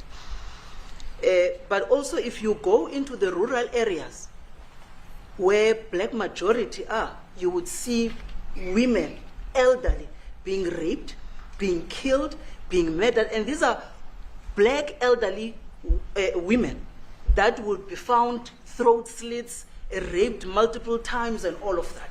And the problem in South Africa, it is not necessarily about race, but it is about crime. And we think that we are here to say, how do we, both nations, work together to reset, to really talk about investment, but also help us in how we can have the technology and everything that is needed, President, to really address the levels of crime that we have in our country. Thank you very much. Thank you. Genocide is a very strong word. I'm wondering if you've made up your mind as to whether you believe genocide is occurring in South Africa, or you still have doubts. And if you have made up your mind, why invite President Ramaphosa here today for this conversation? Well, I haven't made up my mind. I hate to see it from the standpoint of South Africa, but also, I'm trying to save lives. I'm working with Russia and Ukraine. I don't have to do that. It's not our war. It was started by other people. It was helped along by our past administration, and it would have never happened if I were president. But I'm trying to save lives, no matter where. Rwanda, I have nothing to do with Rwanda and the Congo, but I felt I had a very talented person in this administration, and I sent him there, and he did an unbelievable job, I think. We're going to find out, but he's done the hardest part of the job. It should happen. If I can save lives, I want to save the lives. If it's in Africa, that's great. If it's in Europe, if it's wherever it may be, And it's a very small investment to do, believe me, compared to what the consequences are. So I hope we can do something. Look, I have so many friends. These two men, I have great admiration for them because I know what they do for a living. And that's a very hard living, going from city to city, from country to country, and hitting a ball 350 yards like they do, and Better than you and I. getting the ball in the hole. It's a very tough, with lots of people watching, right? Yes, That's a very tough living. You know, they're champions. I respect champions. And I respect very much, and I think the country is very lucky. They really wanted to be here. That's true. They could be elsewhere. They could be on a beautiful fairway someplace, and they wanted to be here. So, my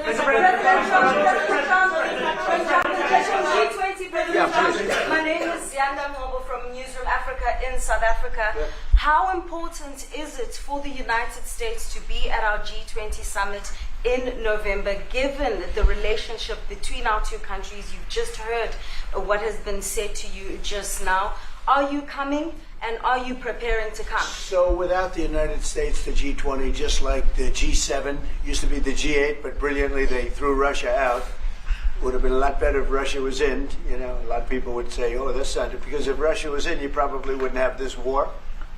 And if you had a different president, you wouldn't have the war either. But we have a G7. It's important that the United States is at both of them. I think without the United States, it's I really believe it's not very important. It's not the same meaning. As I said to President Trump, the U.S. really originated the G20. And it's important that the United States continues to play a key role in the G20. And we are privileged to be the president of the G20, but we are even overjoyed that we are going to hand over to the United States, who are the originators. And for that reason, I expect the United States to continue playing the leadership role in the G20 together with other countries. And I've said when I initially spoke to President Trump on the phone, I want him to come to South Africa for a state visit, and I also want him to come and participate in the G20. And I want to gladly hand over to President Trump to take the leadership of the G20 forward in November. Thank you very much. Thank you very much. Thank you. What is it going to take to convince you? You don't want to leave. They like you so much.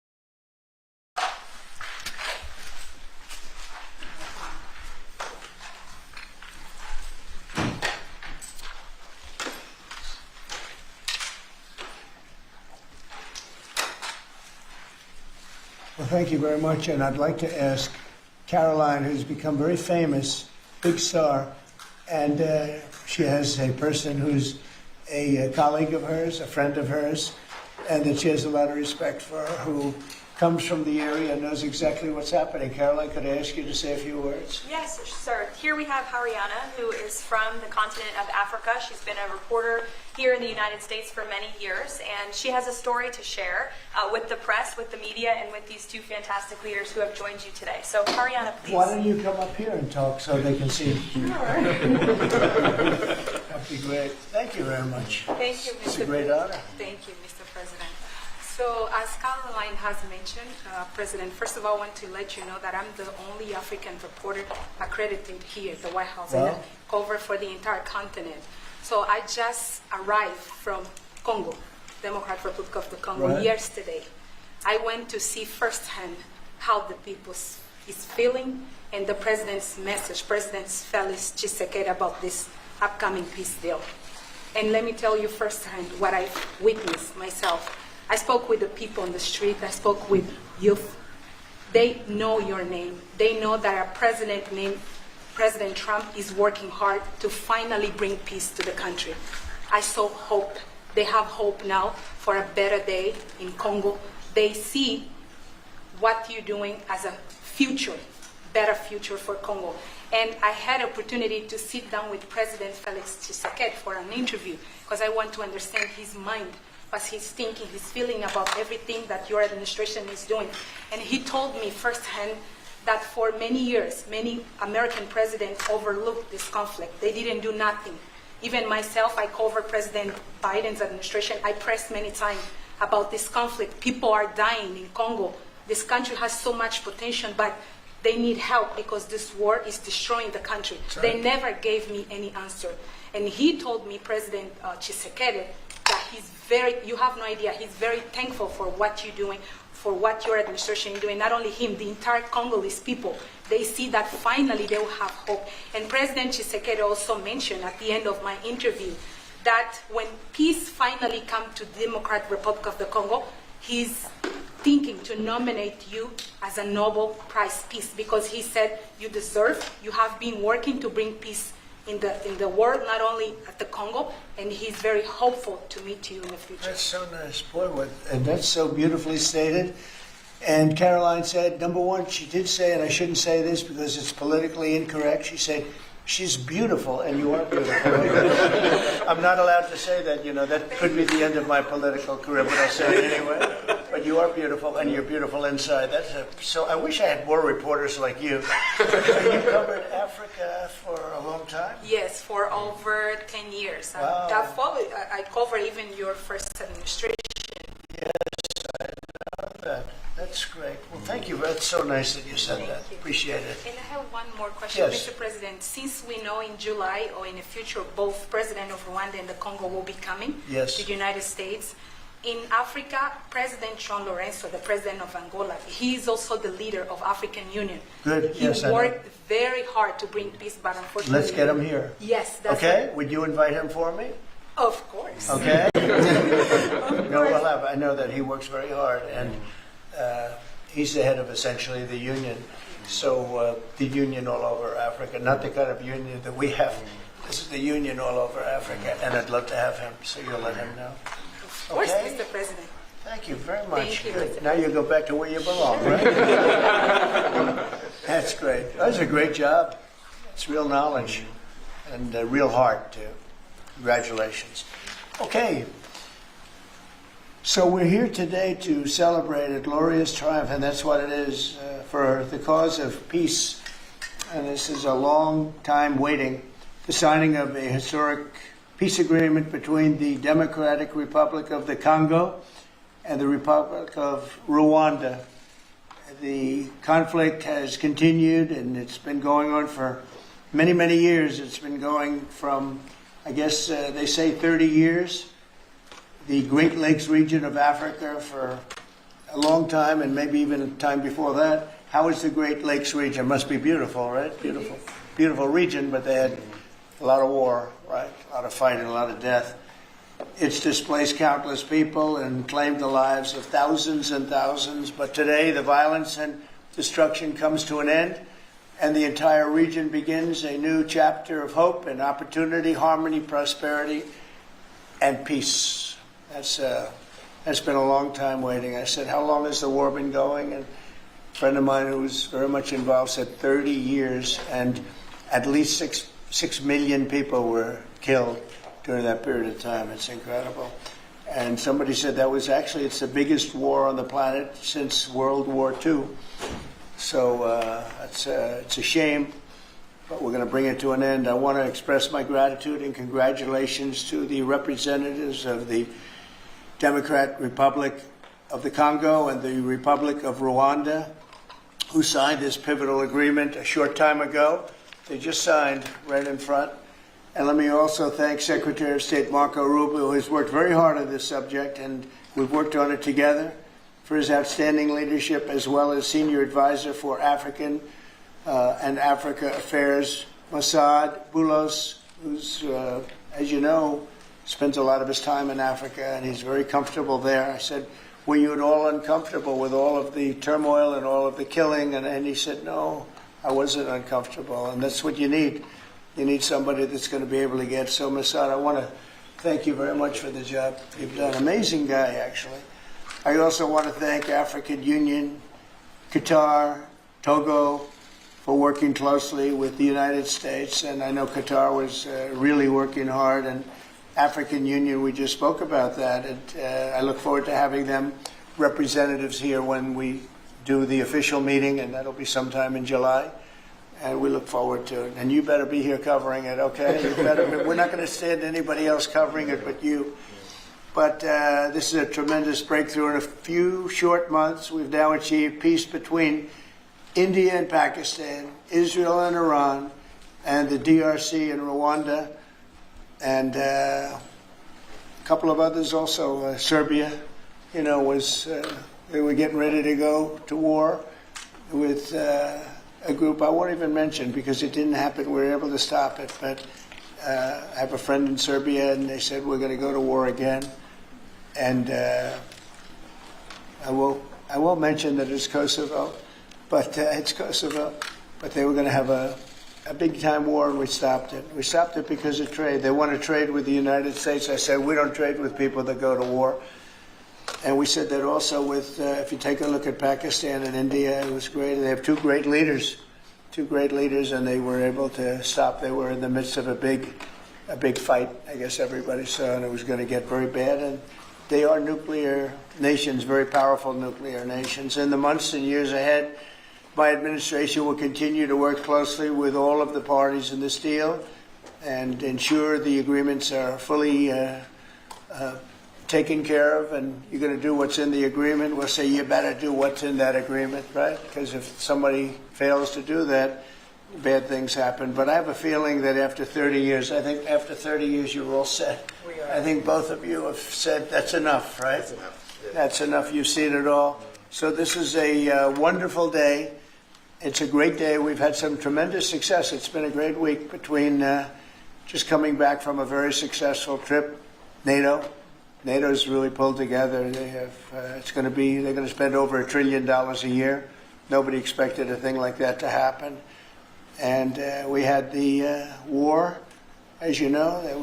We call it the 12-day war. It was exactly a 12-day war, and we ended up with no nuclear weapons. That's what we wanted. And they were just absolutely blown to pieces, those 3 sites. And there's no nuclear weapons, and hopefully there can be a lot of healing, and the healing is starting. And it's been a really pretty amazing week, and this is one that I really look forward to. This was set up a few weeks ago, and it was something that I really look forward to. If we can do this, and we do that because we have a certain competence that's good, we're able to get people to be peaceful. I think we can do war better than anybody, but we don't want to. And we have the greatest military in the world. They showed that in Iran. Those pilots, they flew for 36 hours. And think of that, and they hit their target. The size of this desk, half the size of this desk, from about 52,000 feet in the dark of night with no moon, 0 moon. They wanted it that way. Can you believe it? And they hit, every missile hit exactly half the size of this beautiful Resolute desk. We don't want to talk about it when it comes to rockets hitting it, but half the size of this, and they hit dead center from tremendous heights, going at tremendous speeds. It's amazing. Nobody could do a thing like that. Nobody has that weaponry, and nobody could do a thing like that. So we had a very busy and successful week, and in addition to that, our economy is doing great, setting records with the economy, and a lot of other good things happening. But this is about Congo and Rwanda. And I'd like to ask, if I might, would you say a few words before we introduce our guests, please? Sure. Thank you, Mr. President. Yes. So, under your leadership, Mr. President, and the full support of Secretary Rubio and the entire team at the State Department, we engaged with the 2 parties in early April. And within 3 weeks, they signed the Declaration of Principles. And now, within about 2 months from that, we have signed today the final, this is actually the final peace agreement. You know, many people were wondering if this is preliminary. No, this is the actual final peace agreement that they've signed today. You've also expressed interest in inviting the heads of states to the White House for a signing ceremony. So there will be some other additional agreements that will be signed. In addition to this, which will become known as the Washington Accord. with regards to the Great Lakes region. That's great. There are some Why economic... not the Trump Accord? I'm only kidding. With the headlines. No, I think that's a great name, Washington Accord. Beautiful. And there's an economic aspect as well that is extremely important for both countries. They have also worked, last week we finalized the regional economic integration framework, which both countries will be signing at the White House here during that ceremony. And That's going to be a great ceremony. Absolutely. Right? We're going to make that a great ceremony and bring other people that were involved, some other people. Besides the gentleman we talked about, who we know has worked so hard. If you think there are other people that are deserving, let us know. Okay? Sure. And there will be some bilateral agreements. We're negotiating a minerals deal with the DRC for critical minerals. Many American companies have shown interest in investing in the DRC, and these we're talking about long-term investments. Same thing with Rwanda. Many American companies have shown interest, and not only in mining, but also in the midstream and downstream, which will be the processing of minerals. We're also working and supporting the Lobito corridor, which will help building the infrastructure. Just 2 days ago, the United States signed, and supported a project of $1.5 billion for electric transmission from Angola to the DRC. And there are many other projects of that nature lined up. So we will be, under your leadership, Mr. President, will be working with the two countries very closely and with the support of Qatar to make sure that this agreement is implemented. And a lot of our companies are in both of these countries now, especially since we've been getting along so well. It's probably the way we were brought together. And we have a lot of our big companies are there, between rare earth and all of the other things that they do in Africa, which is very greatly expanding, especially in these two countries. You have earth, they consider it to be about the best in the world, actually, I've heard. So we're doing a lot of different things, and it's all going to bring everybody together. That's how this all began, I guess. But the big thing is, the big thing for me is really only one thing, and that's getting a peace treaty with two countries that have been fighting for 30 years. And I want to thank you all. Will, if you could, yes, you could bring the letters over. Of course, sir. So in front of you, as you said, sir, these are the actual agreements that were signed.